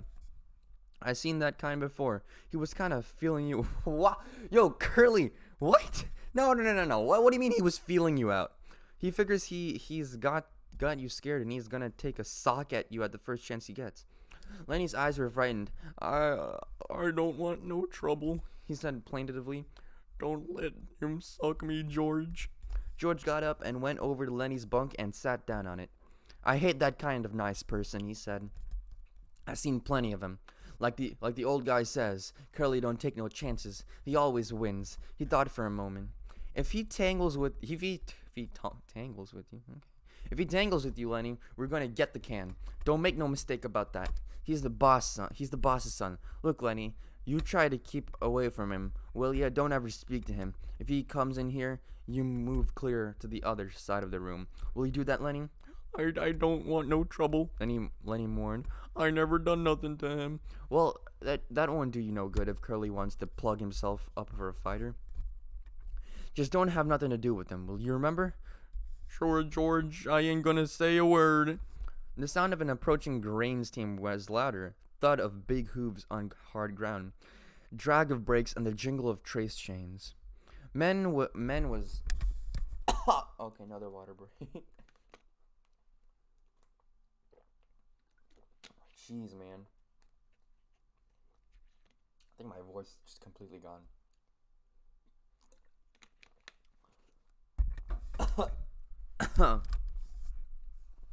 Men was calling back and forth from the teams. George, sitting on the bunk beside Lenny, frowned as he thought. Lenny asked timidly, You ain't mad, George? I ain't mad at you. I'm mad at this here curtly nice guy. I hoped we was gonna get a little steak together, maybe $100. Dude, I don't know how long ago this was, probably like 16 centuries ago, but $100 is like there goes my nail clipper. Like $1 million, jeez. His tone grew decisive. You keep away from Curtly, Lenny. Sure I will, George. I ain't gonna say a word. Don't let him pull you in. But if the son of a nice guy socks you, let him have it. Let him have what, George? Never mind. I'll tell you when. I hate that kind of guy. Look, Lenny. If you gonna get in any trouble, you remember what I told you. Lenny raised up his elbow, his face contorted with thought. Then his eyes moved sadly to George's face. If I get in any trouble, you ain't gonna let me tend the rabbits. That's not what I mean, dude. You bet. You remember when we slept last? Whoa! When we slept last night down by the river? Yeah, I remember. Oh, sure, I remember. I go there and hide in the brush. Yeah, hide till I come for you. Don't let anybody see you. Hide in the brush. Bob Ross's brush by the river. Say that over. Hide in the brush by the river. Down in the Bob Ross's brush by the river. If we're getting into trouble, a brake screeched outside. A call came. Stable Buck. Oh, Stable Buck. George said. Say it over to yourself, Lenny, so you won't forget it. Both the men glanced up, for the rectangle of sunshine in the doorway was cut off. A girl was standing there. Oh my God! Please don't tell me I have to do a girl's voice. A girl was standing there looking in. She had full, round lips and wide, spacious eyes, heavily made up. Her fingernails were red. Her hair hung in little rolled clusters like sausages. She wore a cotton house dress and red mules, on the insteps of which were little banquettes of red ostrich feathers. Alright, I gotta do this voice. I'm looking for Curly. It's gonna break my voice. I'm looking for Curly, she said. Her voice was as nasal, brittle. A nasal, okay. I'm looking for Curly, she said. Her voice was nasal, brittle quality. George looked over from her and then back. Oh gosh. Jeez, that's my phone blowing up. Okay, that was my mom texting me how not to answer math questions. Alright. And we're back.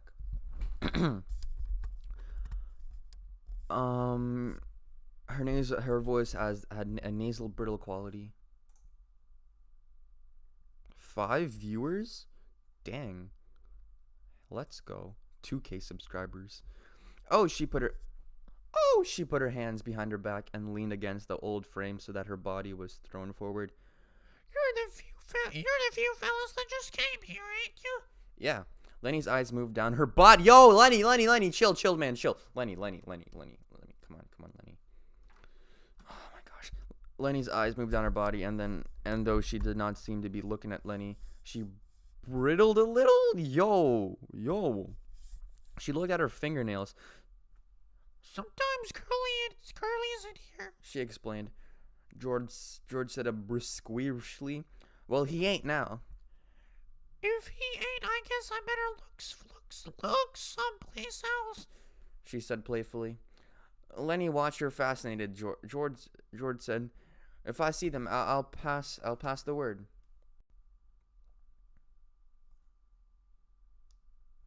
I'll pass the word. You was looking for him. She smiled archly and twitched her body. Nobody can blame a person for looking, she said. There was footsteps behind her going by. She turned her head. Hi, Slim. There's another guy. I can't do these voices. Define. Slim's voice came through the door. Slim. She has a husband, Slim.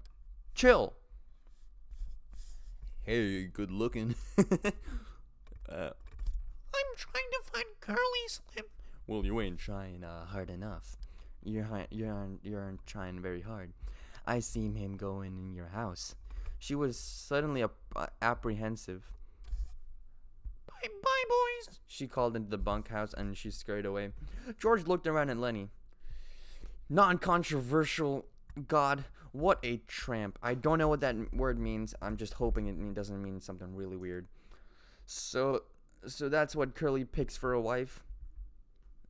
She's pretty, said Lenny defensively. Yeah, and she's sure hiding it.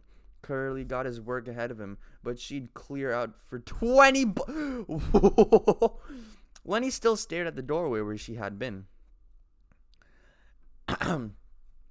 Gosh, she was pretty. He smiled admiringly. George looked quickly down at him, and then he took him by the ear and shook him.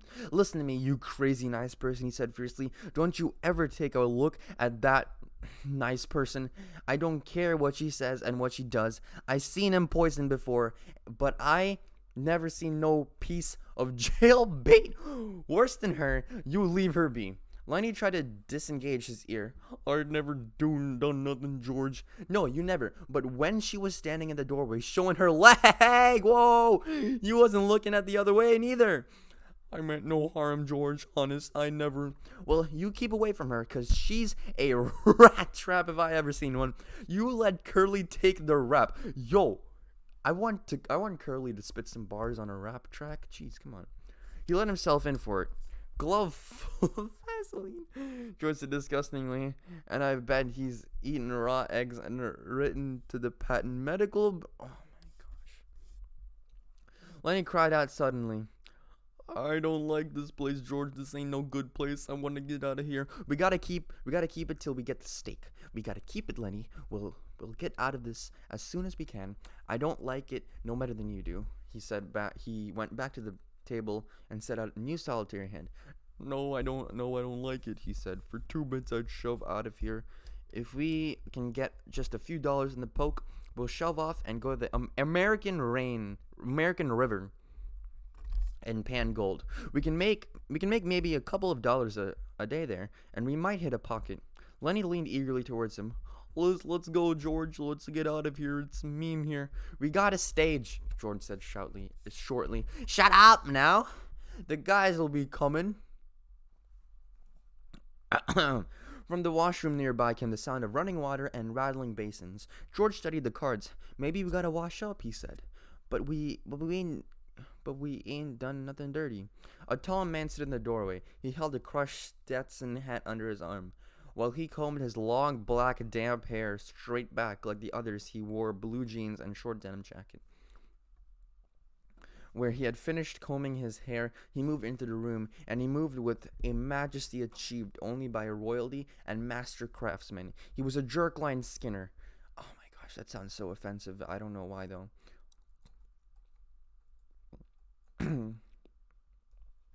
Alright. The prince of a ranch capable of driving 10, 16, even 20 mules with a single line to the leaders. He was capable of killing a fly on the wheeler's butt with a bull whip without touching the... Dude, the author loves the descriptions. There was a gravity in his manner, and a quite so profound that all talk stopped when he spoke. His authority was so great.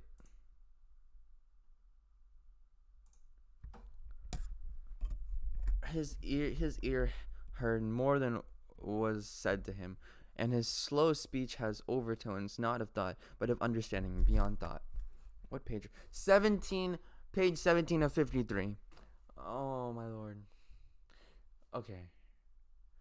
I'm guessing 3 more pages, 20% there. I want to die.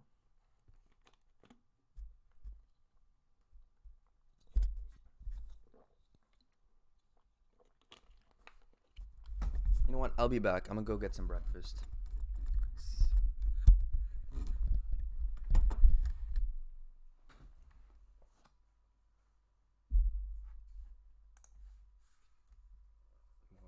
Does this work? BRB. Image.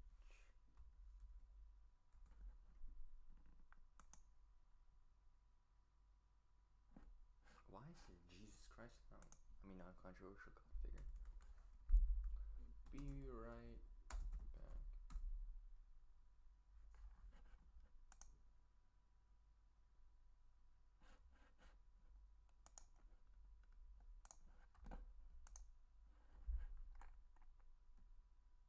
That is such bad quality.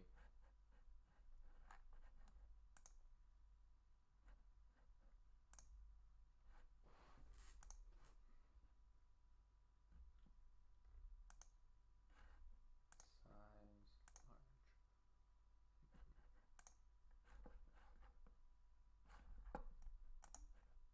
Alright, open image, new tab. Alright.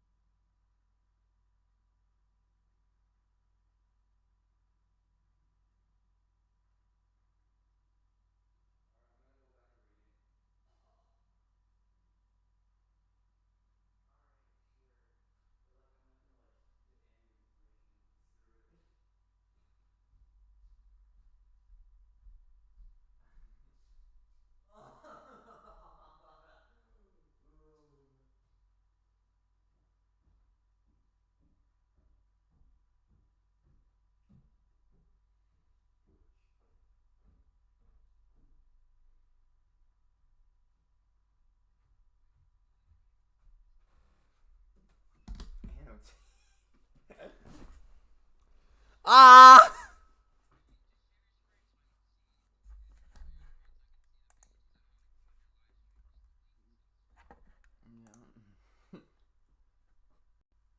Can you share my screen and record at the same time? Is that an option?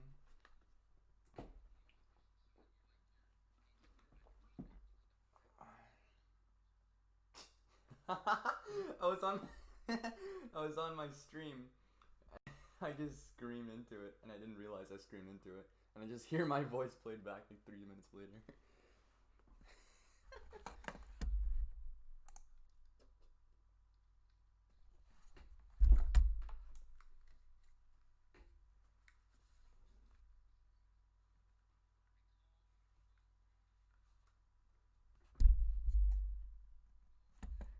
Oh my god. This is not gonna help me concentrate at all. You freaking speaker. No. Put like some freaking fireplace music.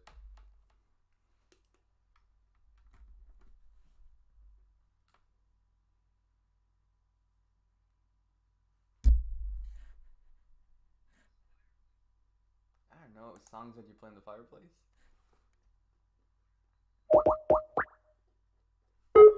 Fireplace sounds. It's an actual playlist. Oh god, I can hear you echo. What the hell? Why are you echoing?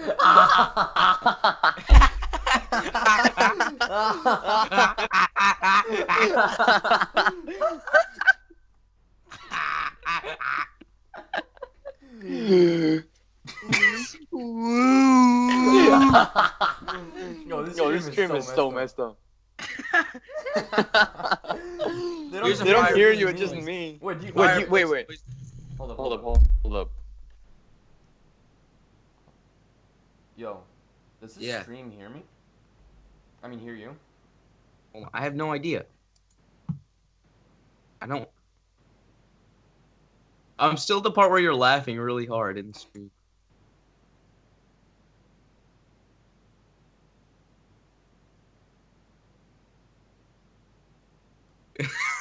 This stream's so weird.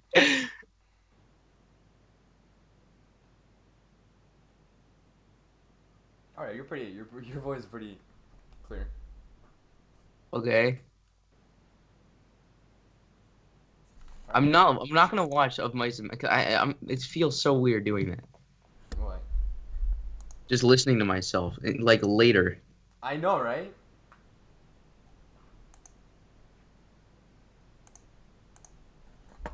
Dude, I don't have any fireplace songs. Just Should I look play? at YouTube fireplace music. The song of the summer. All right, Fireplace. do you, I got you. you see my screen? Yes. All right. You got Why is this. this actually working? That's a real question.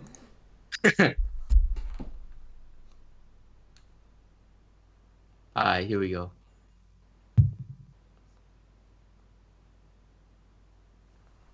Was capable of killing a fly on the wheeler's butt with a bull. I have no idea what I'm saying. I'm just not Oh my processing god, this anything. stream has gone heck. All right. Alright, who do you want me to be? You can be. You don't even know who's talking, cause like it's not No. indented. It's stupid. I have no idea who's talking. All right, Gonna everyone, look we're Marley. back. We're back. We're back. We're back. I'm about to do a voice. Hold up, I need to see if this correctly adjusted. Come on. about to grab on the seat. This latency is killing me. It's brighter than a bitch outside. Whoa, yo! I'm just reading it. They can't. You got it. I replaced every bad word with nice person. Brighter than a nice We should replace it with a. All right. I got this. From the washing room nearby came the sound of running water and rattled basins. George, Where study are the you? cards. Where are you? You see it? Where? Okay. Wait, what? Okay, I'll be George, and Okay. I'll be Carter too. I mean, I'm Curly. Curly. Yeah. So I'm Lenny? You want to be Lenny? Sure. Lenny face. All right. Okay. Who has a dialogue part? Okay, screw it. Maybe we ought to wash up, he said. But we ain't done nothing to get dirty. A tall man stood in the doorway. He held a crushed Stetson hat under his arms. While he combed his long black... I already read this. He was Jerkline Skinner. What? The prince of the ranch, capable of driving 10, 16, even 20 mules with a single line to the leaders. He was Oh my capable of God. killing a fly on the wheeler's butt with a bull whip without touching the mule. There was a gravity in his manner, and a quiet so profound that all talk stopped when he spoke. His authority was so great that his word was taken on any subject, be it politics or love. What the heck? This was Slim, the Jerkline Skinner. His hatchet face was ageless. He might as well have been 35 or 50. His ear heard more than was said to him, and his slow speech had overtones not of thought, but of understanding beyond thoughts.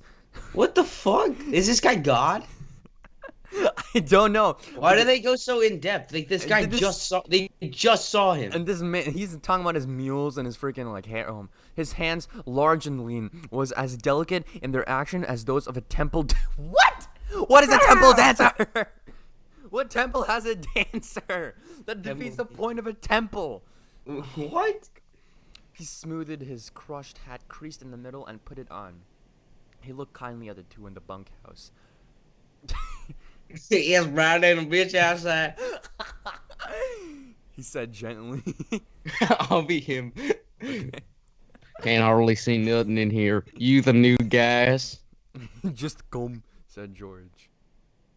Who said gonna buck barley? I think that's you. All right. No, gonna buck barley.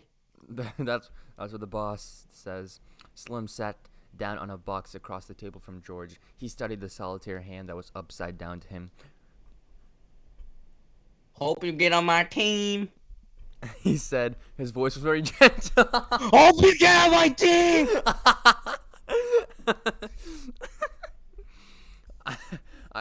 Got a pair of punks on my team that own a barley bag from Blue Ball. Blue Ball. You guys ever played any barley? Heck Buck. yes. I buck barley. Yeah. Heck yes, said George. I ain't nothing to scream about, but that big, nice guy there can put up more grain alone than most Come on, pears bastard. can. You can't say bastard. I'm family friendly. Lenny, who had bastard. been following the conversation back and forth with his eyes, smiled and complacent as the compliment. Slim looked approvingly at George from having given the compliment. He leaned over the table and snapped in the corner of the loose card. You guys travel around. You guys travel around together. His tone was friendly. You guys travel around together. It invited confidence without demanding it. Sure, said George. We kind of look after each other. He indicated Lenny with his thumb. He ain't bright. Heck of a good worker. Though, heck of a nice fella. But he ain't bright. I've knew him for a long time. Slim looked through George. What the frick? Looked through George and beyond. And many guys travel around together. I don't know why. Everybody in the whole world is scared of each other. I breathe out of the hole in my neck. I really could use a cigarette right now. I don't even know where I am. Okay, Slim looked through George and behind and blah blah blah blah blah. It's a lot nicer to go around with a guy you know, said George. Wait, so this guy just shows up and starts what? I know. I'm so also confused. confused. I was confused. But I for the past have 3 read none hours. of the book. I have read it and I am confused. That's the bad part. Do you have any idea who Slim is? Slim is just he's legit a random guy who walks in. Like no one asked him. No one cares. Okay. All right. So they don't even know him? No one. Who is? Oh yeah. Freaking Curly's wife Okay, Curly is mad at Lenny, and his wife likes Slim. Wait a second. Curly is mad at Lenny. Yeah, he has an Indian accent, by the way, because I gave him one. Okay, so Curly is mad at Lenny. So whose wife? Curly's wife likes Slim. She's just a thought. She likes everyone. Okay. Okay. All right. Okay.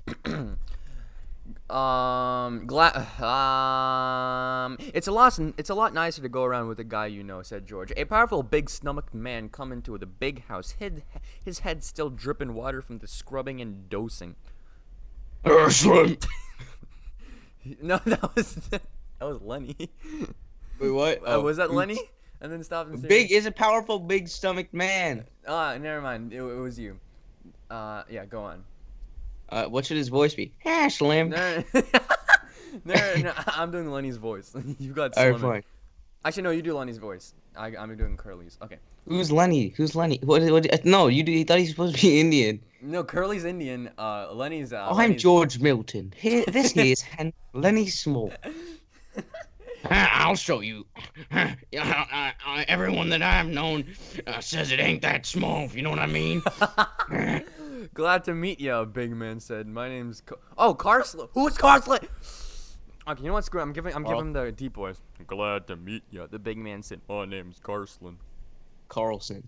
I'm George Milton, and then here's Lenny Small. This here's Lenny Small. Glad to meet ya, Carsland said. He ain't very small.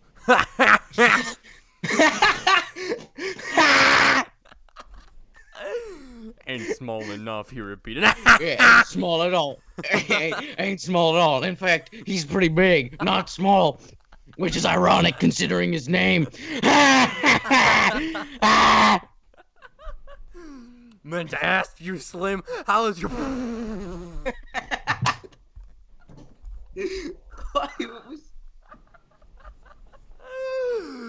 What? How's your bitch? Alright? No. See, It's she fine. wasn't Because, under no. gold. No, you can say it. You can say it because it's a dog. He's referring to a dog. Meant to ask you, Slim, how's your female dog? No. I seen she wasn't under your wagon this morning. Just say bitch. You can say bitch, okay? Because they're talking about a dog. They're You know not what? using it. You know what? It's not in a derogatory. Okay. Read the line, read the line. She slang her butt last night. Said Nine Slim. of them. I drowned 4 of them right off. She couldn't feed that many. Got 5 left, huh? Wait, are you trying to sound like they can't sound that similar? Slim is like. You got 5 left, huh? Yeah, 5. My kid, the biggest. What kind of dogs you think they're gonna be? I have no idea. Some kind of shepherds, I guess. That's the most kind I've seen around here when she was an 8. Carsland went on. Got 5 pups, huh? Gotta keep all of them. Wait, so why did he kill his dogs? Where did we have the I dogs? had to ask, how's your bitch? Okay, so she had pups last night, and he drowned 4 of them because she can't feed that many pups, and so he only has 5 left. Okay. I don't know. I have to keep them a while so they can drink Lulu's milk. The fuck's Carsland said thoughtfully. Oh wait, no, that's Carlson. I'm sorry. You have to say that. I don't want to say that. I don't know. I have to keep them a while so they can drink Lulu's milk, boy. Carsland said thoughtfully. Well, look here, Slim. I've been thinking. That dog. Wait, why does he have a stutter? I don't know. It fits him. Oh, Marvin. That dog of Candy is so gosh dang it old. He can't hardly stinks like too. Every time he comes into the bunkhouse, I can smell. Why does he have a stroke every 3 seconds? Stinks I- like. I don't know. I imagine a stutter like that. I can smell him from 2, 3 days. It's not a stutter. It's a stroke. Why don't you get Candy to shoot his old dog? And give him one.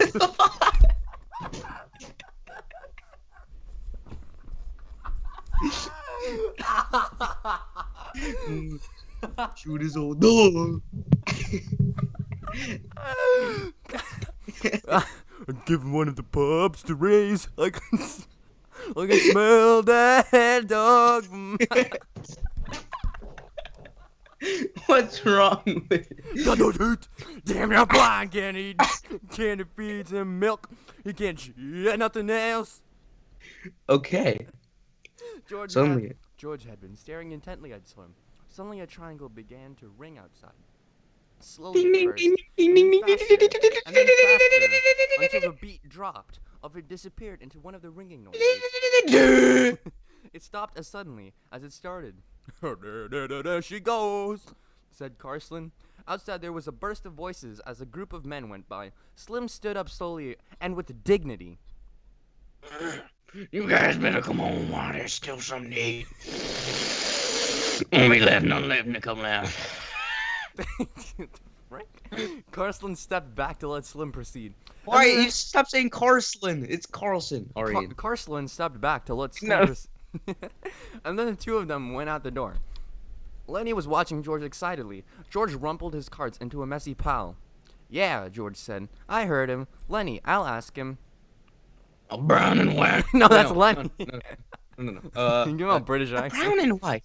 I'm gonna do it in a really posh British Dude, accent Lenny's because supposed to be retarded. I know that's why I'm doing British. A brown and white one. Lenny cried excitedly. Oh, what? Yeah. Oh, wait, me. oh, Wait, who is that? I'm pretty guessing- sure I'm it's guessing George because it's all. Yeah. Come on, let's get dinner. I don't know whether he got a brown and white. What? What? What? I don't know whether he got a brown and white. Lenny didn't move from his bunk. You ask him right away, George, so he won't kill no more of them. Sure, come on now. Get up on your feet. Lenny rolled off his bunk and stood up, and the two of them started for the door. Just as they reached it, Curly bounced in. Wait, who's Curly? The guy with the Indian accent. Well, he doesn't actually have an Indian accent. I just gave him one. Yeah, well, no shit. Okay, let's do this. You seen a girl around here? He demanded angrily. George said coldly, about a half hour ago. Well, what the heck is she doing? George stood still, watching as the angry little man. He said insultingly, she said she was looking for you. Curly seemed really to see George for the first time. His eyes flashed over George, took in his height, measured his reach, just takes out a fucking tape looked measure. at his trim middle. Fella, which way should I go? He demanded at last. I don't know, said George. I didn't watch her go. Curly scowled at him and hurried at the door. George said, "You know, Lenny, I'm scared I'm gonna tangle with that nice guy myself. I hate his guts. Non-controversial Jesus. God. Come on." They don't You want can me say Jesus. Oh my. Oh yeah, you can't say the Lord's name. in vain. I'm sorry. It's Osborne. Oh yeah. Oh, don't remind me of that. Do not remind me. Yo, what is his name? Garv got freaking wrecked. He got destroyed. My man couldn't solve a Right. math problem, and he just got freaking sent to the principal's office. Oh yeah. There won't be a dang thing left to eat. They went out the door. The sunshine lollipops lay in the thin line under the wood. From a distance, there could be heard a rattle of dishes. After a moment, the ancient dog walked lamely in through the open door. He gazed upon the mild, half-blind eyes. He sniffed, and then he lay down and put his head between his paws. Curly popped onto the doorway again and stood along the room. The dog raised his head. And then Curly jerked. The grizzled head sank to what? What? Did you just kill the dog? No. Oh, my speaker. He popped. Okay, he popped into the room, right? And then he stood looking into the room. And then Curly left. Jerked out of the room. Oh, the grizzled head sank to the floor. Oh, okay. I thought he just freaking like broke his neck. I was confused. Yeah, the dog went to look at it. Oh, I thought Curly Wait, just what- freaking snapped his neck. Yeah. Okay. Although there was an evening brightness showing through the windows of the bunkhouse, inside it was dusk. Through the open door came the thuds of the occasional clanks of the horseshoe game, and now then the sound of the voice was raised in approval or derision. Slim and George came into the darkening bunked house together. Slim reached up over the card table and turned on the tin-shaded electric light. Instantly, the table was bright with light, and the cone of the shade threw its brightness right downward, leaving the corners of the bunkhouse still in dusk. Slim sat down in the box, and George took his place opposite. There wasn't nothing. Said Slim. I would have had to drown. I would have had to drown most of them anyways. Don't need to think me about that. George said, it wasn't much to you, but it was a heck lot to him. Non-controversial God's name. I don't know how we're gonna get him to sleep in here. He'll wait to sleep. You can't say you. Oh, so you're trying to? Okay, never mind. Just say instead of saying non-controversial God's name, just say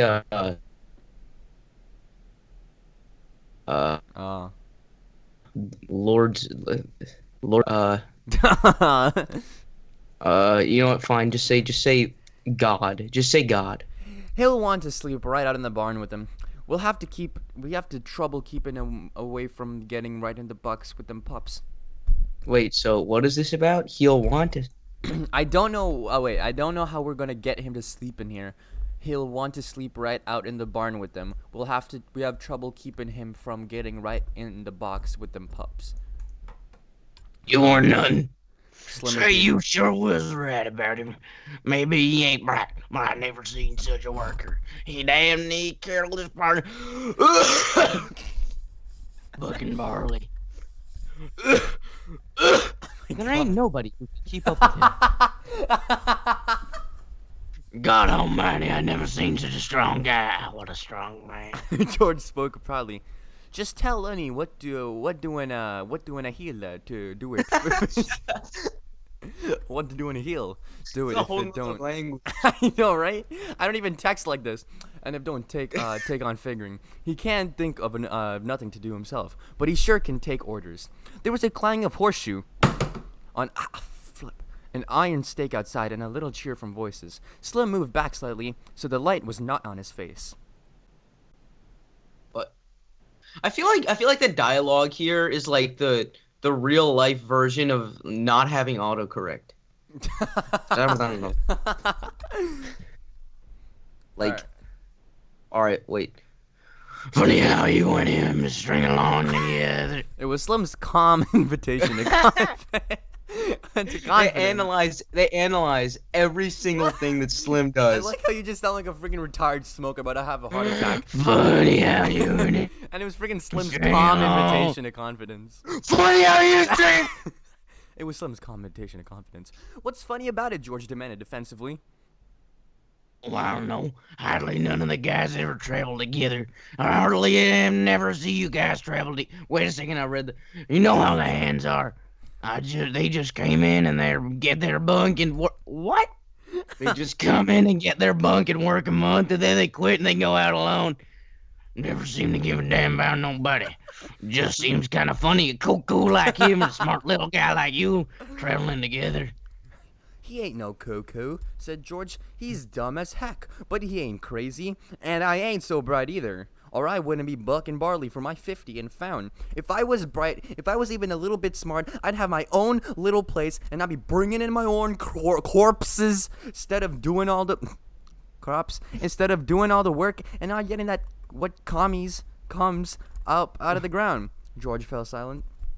He wanted to talk. Slim neither encouraged or discouraged him. He just sat back quiet and repetitive. Yeah, I'm calm, cool, and collected. George said at last. What? What do you mean? Did you read the dialogue? Him and me was both born. No, you didn't read the dialogue. It ain't so funny. I know, because you read it, and I just imagine George saying that. It ain't so funny, him and me going around together, George said at last. Him and me was... Oh, my God. Him and me... What kind of English is that? Him and me was both Him and me was both born in Auburn. I know his Aunt Clara. She took him when... I knowed his I knowed his Aunt Clara banged her a couple times. She took him while he was a baby. I banged a baby and raised him up. Then his Aunt Clara died and I killed her. Lenny just come along with me at work and got kind of used to each other after a while.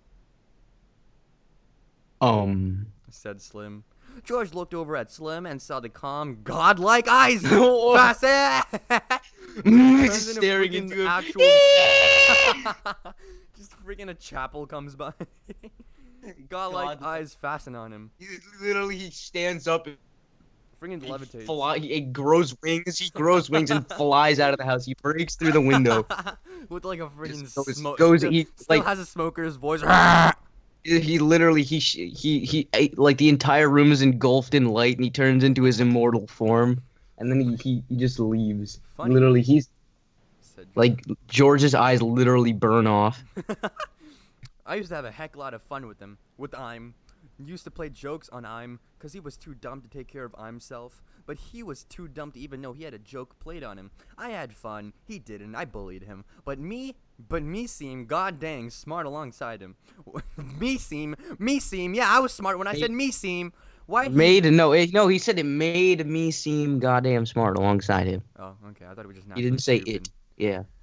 Why'd he do any dang thing I told himself? If I told him to walk over the cliff, over he'd go. That wasn't so dang much fun. After a while, he never got mad about it. Yeah, no, I walked him over a couple clips, and then it stopped it being wasn't so fun. fun. He only broke a couple bones the last Yeah, time. man. Oh my gosh, I beat the heck out of him, and he could have bust every bone in my body just with his hands, and he never lifted a finger against me. George's voice was talking out of a tone of confession. Tell you what made me stop it. One day, a bunch of guys was standing around on the Sacramento River, and I was feeling pretty smart. I turned to Lenny and says, "Jump in," and he jumps in. Couldn't swim a stroke. He dang near drowned before we could get him, and he was so dang nice for me for pulling him out. Clean forgot I told him to jump in. Well, I ain't done nothing like that and no more. He's a nice fella. Said Slim. Guy don't need no sense to be a nice fella. Seems to me sometimes it just works the other way around. Take a real smart guy. He ain't never hardly ever a nice fella here. George stacked the scattered. What are you implying, Slim? Are you implying that George isn't a nice guy? Yeah. George stacked the scattered cards and began to lay out his solitaire hand. The shoe studded on the ground outside, as the windows of the light of the evening still made the window squares bright. I ain't got no people, George said. I seen the guys that go around on the ranch alone. That ain't no good. They don't have no fun. After a long time, they get mean. They get wanted to fight all the time. Never mind, I get it. Never mind. He's not calling George dumb. He's saying usually nice people don't need any intelligence because they'll just do things out of kindness, and then smart people take advantage of their own intelligence to influence other people. Yeah. All right. I think. Where's your line? Coors Lane's goddamn. Coors Lane's god dang nauseous most of the time, said George. But you get used to going around with a guy and you can't get rid of him. Wait, where? Where is this? Oh, I think here. Okay. He ain't mean. I can see Lenny ain't a bit mean. What the freak? Of course he ain't mean, but he gets in trouble all the time because he's no god dang dumb. What is happening? You have a seizure. It's just when George's talking. You keep on going, George. I'm not having a heart attack, George. Keep on talking. Slim breathes out of a hole in his neck. Like what happened in Weed. He stopped in the middle of turning over a card. He looked alarmed and peered over at Slim. You wouldn't tell nobody? What did you say about weed? Slim asked calmly. No, wouldn't tell. No, of course you wouldn't. What are you doing, weed? Slim. Give me weed. Well, back in my days, he's seen this girl in a red dress. Dumb, nice person like he is. He wants to touch everything he likes. He just wants to feel it. Hold on. He Just wants to feel it. Just a little. So he reaches out to feel this red dress, and the girl lets out of school, and then lets Lenny all mixed He up. wants to touch everything, like just wants to feel it. And he holds on Cause that's the only thing he can think to do. What the fuck? Well, this Just girl like latched. He's latched onto her tits. Well, this girl squawks and squawks. I was just a little bit off, and I heard all the yelling, so I comes running, and by the time Lenny's so scared. What do you mean so scared? You stupid for you. Oh my god. All he can think of to do is just hold on. What the heck? I socked him over the head with the. Socked him over the head with a fence fence picket picket. to These make him fucking let go. guys. He was so scared he couldn't let go of that dress, and he's so goddamn strong, you know. Slim's eyes were level and unwinking. Why would he wink in the first place? What? He nodded very No, slowly. he's just staring at us. He never winked. Why would he? With his godlike gaze. With his wings. So what happens? George carefully built the line of solitaire cards. Oh, well, that girl rabbits in and tells a law. She's been raped. The guy and weed started a party out to Lynch. Lynch Lenny. What the Oh my god. So we sit in the irrigation ditch underwater all the rest of the day. Got on your head sticking out water and up or under the grass that sticks out from the side of the ditch. And that night we scrammed out of there. Slim sat in silence for a moment. Didn't hurt the girl none, huh? He asked finally. No. She just scared her. I'd be scared too if he grabbed me. But he never hurt her. He just wanted to touch that red dress. Like he wanted to pet them pups all the okay. He ain't. Yeah, I pet bitches and then I pet other bitches. Whoa, what you talking about? Lenny barges. Oh.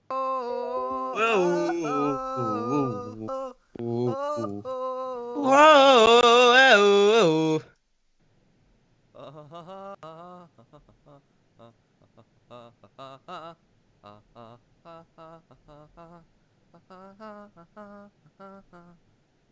Open in ingestion settings.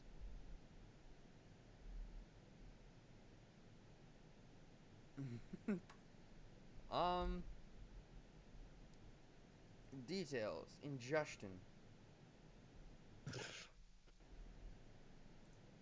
Oh. Oh. Is this stream dead? Yeah, it's just loading. Oh, wait. No, dude, you've been streaming for 2 fucking hours. Oh, okay, it's back. Ooh, Let's go, it's back up.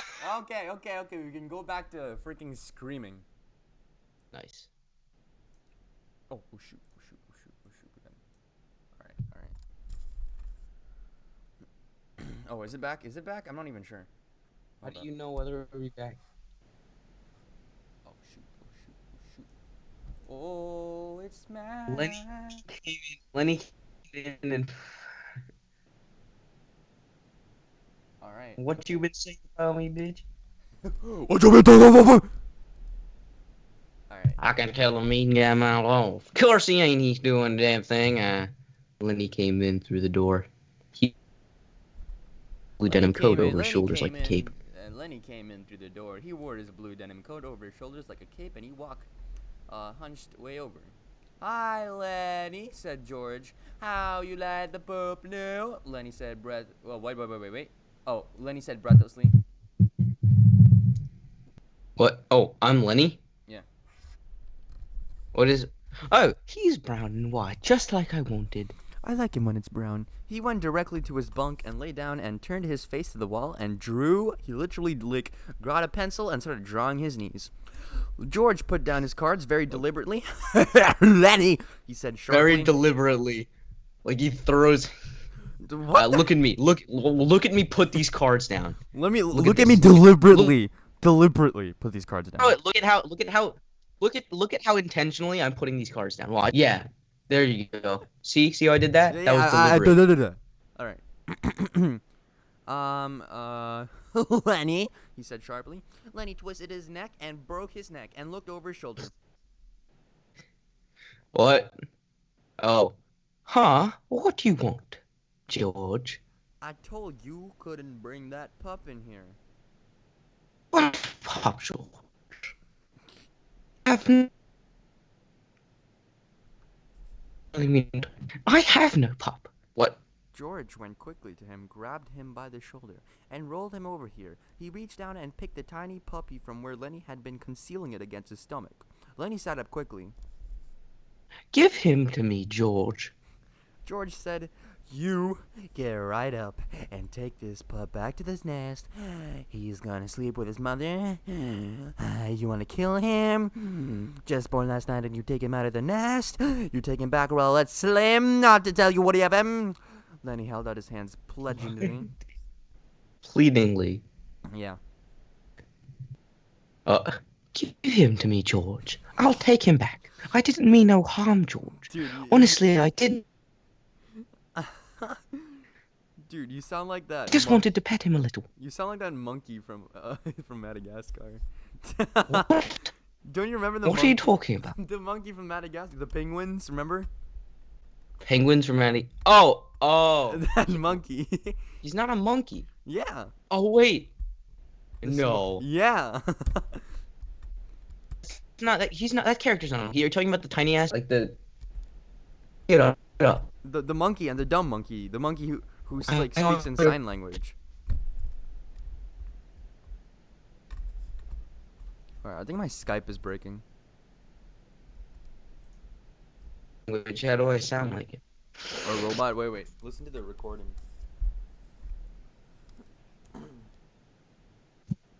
How to get- to pet him a little. You sound like that monkey from Madagascar. Don't you remember What are you talking about? the monkey from Madagascar, the penguins, remember? Penguins from Manny. Oh. That monkey.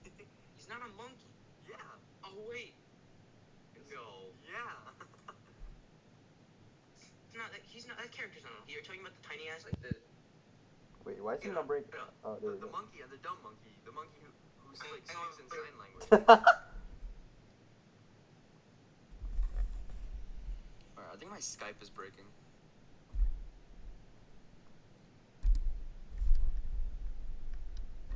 How many more pages to go? Okay, Neha, let's see. Alright. Someone's asking how many pages. Let's see. Let's see how many pages. Well, let's see. 22 out of 53. Dude, Oh my you're god. more than halfway. Yeah, you're more than.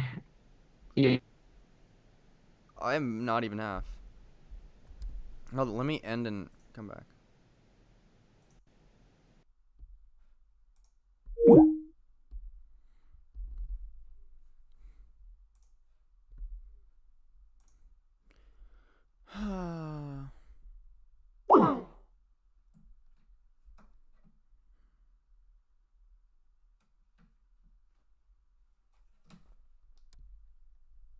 Someone's asking how many pages. Let's see. Let's see how many pages. 22. Oh, my ears. Wait, so what monkey are you talking about? The monkey from you know the two monkeys. There was two monkeys. The one. Okay, I see them. They're like these. Yeah, I get it. Okay, I Yeah. get it. Yes, I understand. I get the reference. Alright. Okay. George handed the Are you pup to him. still streaming? Yeah, I'm still streaming. Okay. Alright, Lenny held at his hands pleadingly, giving him blah, blah, blah. George handed the pup to him. All right, you get him back here quick, and don't you take him out no more. You'll kill him. The first thing you know, Lenny fairly scuttled out of the room. Slim had not moved. His calm eyes followed Lenny out of the door. Jesus, he's just like a kid, ain't he? Sure, he's just like a kid. There ain't no more harm in him than a Just kid neither. Except he's so strong, I bet he won't come in here to sleep alone. He'd sleep. the hell? He'd sleep right along the box barn. Well, let him in. We ain't doing no harm out here. It was almost dark outside. Old Candy, the swamper, came in. Yeah, let's go. I love his voice. And went to his bunk, and behind him struggled his dog. Hello, Slim. Hello, George. Didn't neither of you play horseshoes? I don't like to play or not. That's not that bad. Neha, I've been doing this for 2 hours, and I'm not halfway done. It's really bad. It is really bad. Have you seen the length of the stream? I mean, I did go for like a breakfast break, but okay. I gotta wait. Who's Candy? No, and think about this. But when we're done, Arian's gonna have to basically go back and reread the entire thing because we're not doing anything. Hey, I'm getting information. Okay, I'm setting the character. About what? What have you learned so far? The prompt is like, at least I read the. Okay. Dude, hey, look, you have proof. You have proof. You read it. Yes, you're right. I have like probably a 17-hour proof, 17-hour footage of me reading it, and I avoided the N words. So, okay. Dude, that should get you extra points. They gave this. Can I spoil it? Neha, please tell me what is the plot to this? Look at the bottom of the. Jesus, how that can pitch shoes. Ah, no, Lucas, do not say that. No. I have. Bad Lucas. No, it's Carlson. Dude, you do Carlson. Oh, thank God. Because I would say it. I know you would. That's the problem. Then this footage will be no use. I'll have to freaking burn it. All right. What do you mean? What if you wrote it? What if you just read this aloud in class? Yo, why would they even do this? What kind of honors Wait, class- Arian, are you in your essay? You're allowed to cite any piece of text, I'm right? not citing this. Just cite all the pieces of text with the N word in it. No. It's completely valid. It was almost dark outside. Old Candy, the swamper, came in and blah blah blah. I like to play overnight, said Slim. Wait, that's not. Go on. Say it. I don't like to play her night. Yeah, we already said that. Said Slim. Oh yeah. Got a bad gut ache, man. Said Candy. Them God turnips, give it to me. I know they were going to before I eat them. The thick-bodied Carslan, yeah. Carslan came in out of the darkening yard. He walked to the other end of the bunk house and turned on the second shaded light. Wait, what is it? Was like a low, dark in here, he said. God, how that can pitch It just malfunctions. shoes. Cannot compute. N-word. Bad. 2019. Bad. Lenny dies Shutting because down. George shoots him. Oh my god. Lenny, I've had enough of your shit. Just, why did you shoot me, George?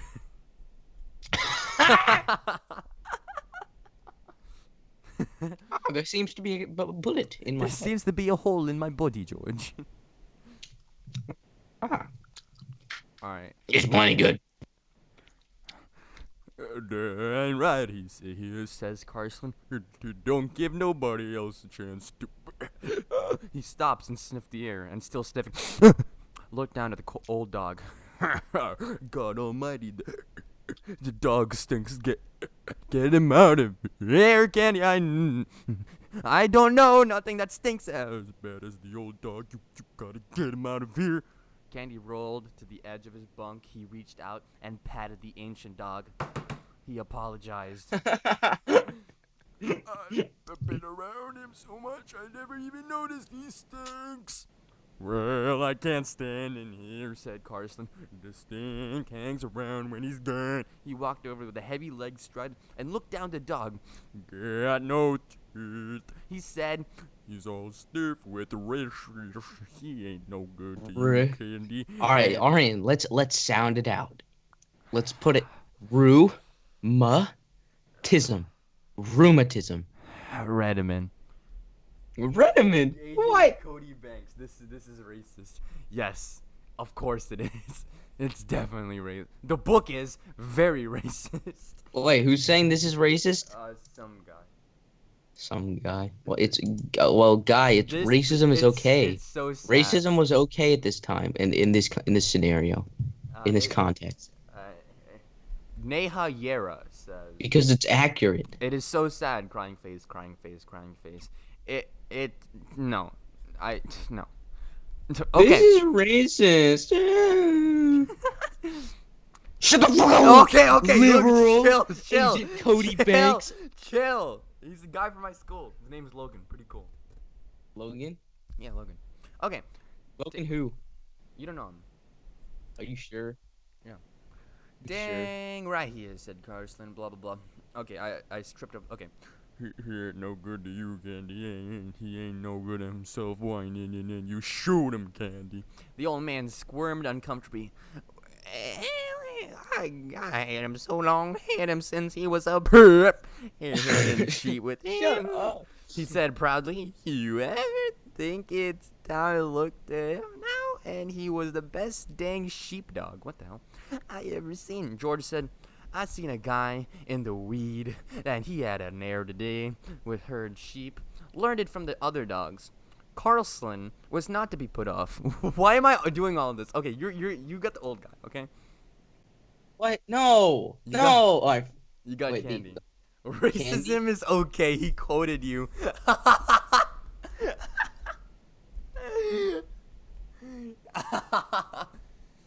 Dang, Lucas.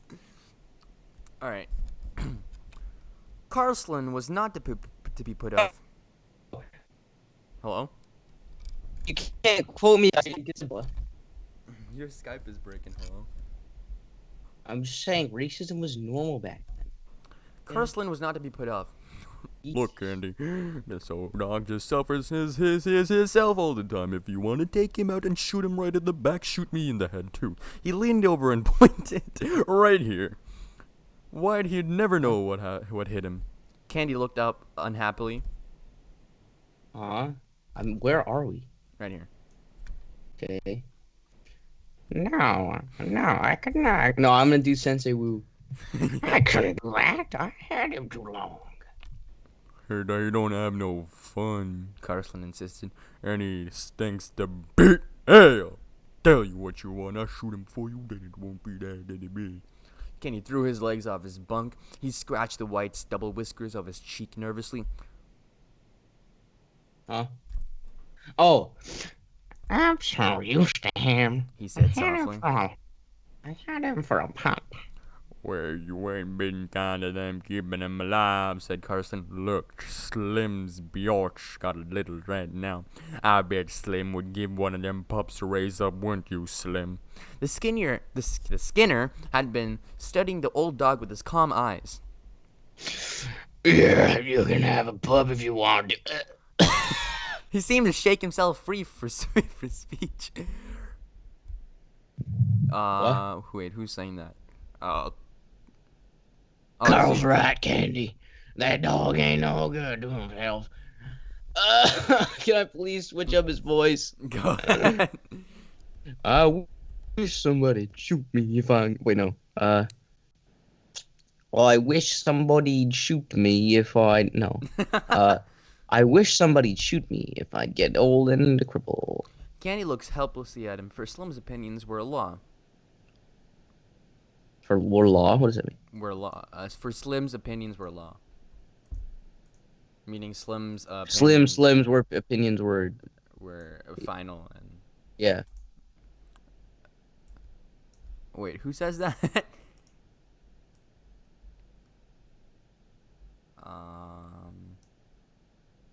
Maybe it hurt him. He just suggested.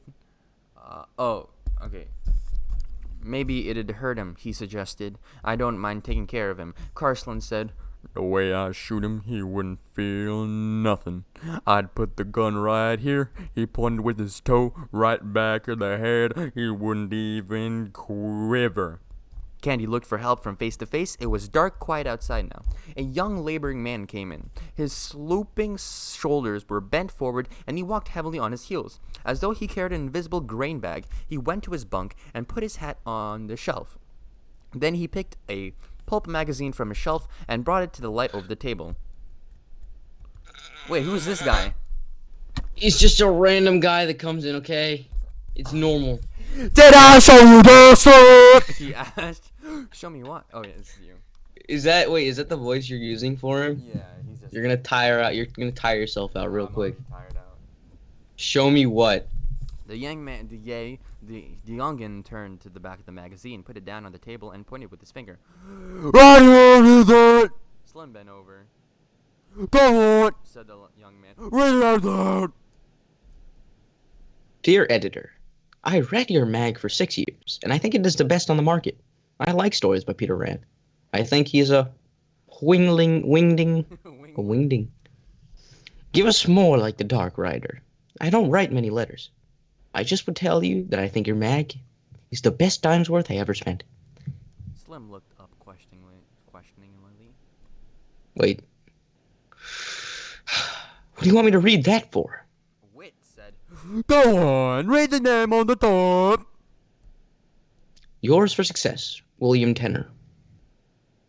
What do you want me to read that for? Wit again. Wit closed the magazine impressively. "Don't you remember Bill Turner? I won't care about 3 months ago." Slim thought. Why is he so loud? Does he just go in and scream in the character's ear? Yeah. You said little guy.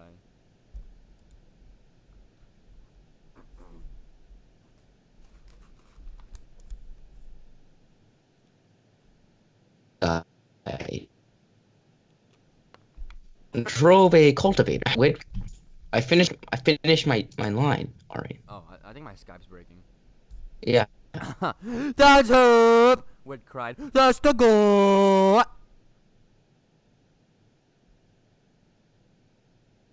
What? Where? What? Who? Huh? What? Oh, you think he's the guy that wrote this letter? No, it, Bill. Amy was the upper band. Bill had one of those books that go here. I can't keep up this voice. No, Bill and me in here one day. Bill had one of those books that just come. He was looking in it. What? And he says, He's quiet now. He suddenly switches to quiet. I read a little. What's wrong with? If they put it in the book, but it wasn't there. Bill says, Maybe they're saving it for later. And that's right.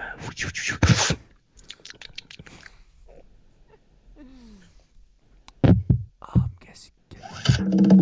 Oh, Dude, the character it's just a. You know what? Whenever a character, whenever. Hold on. I'll just wait for. Daniel says what? Wait for. What's up, Daniel? Dude, I'm helping Arian read a book. All right. Obviously, it's not going very well, as you can see. Hey, I'm remembering a lot of stuff. This is very good. I'm actually reading the book. All right. No. All right, so just I'm switching up. Can I Slim's- I can put user on timeout. Wait, what? Wait, what? I can put user in timeout. Can I put Daniel in timeout?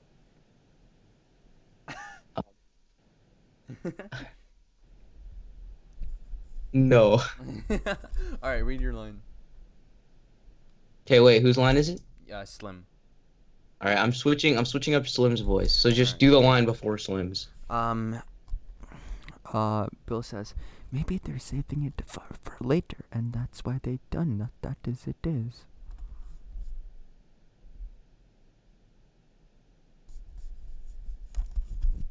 What? Oh! That's Slim's dialogue now. Oh my gosh. Just read your line. That was my line. I'll read it again. Ow! You know what? Screw it. And then I'm gonna read his line. Guess you're right, said Slim. Got it right here in the book. George held out his hand for the magazine. Let's look. What is happening in this book?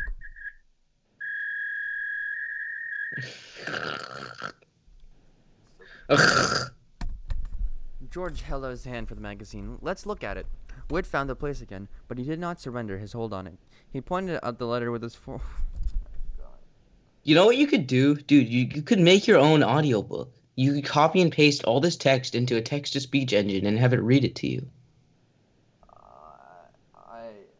I'd rather read out loud. It helps, I guess. No, it really doesn't. I don't think it's helping anyone. Oh my god, I have a huge ass headache now. Hey, 55 playbacks. Let's go. Concurrent viewers. What is playback?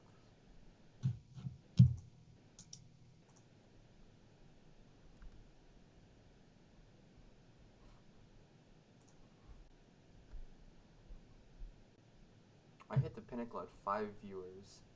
At multiple. Yo, that's like a record. And then we're currently at 4. 4 people are watching us. I mean, 2 people technically. Interesting. I'm legit gonna freaking have a headache. You know what?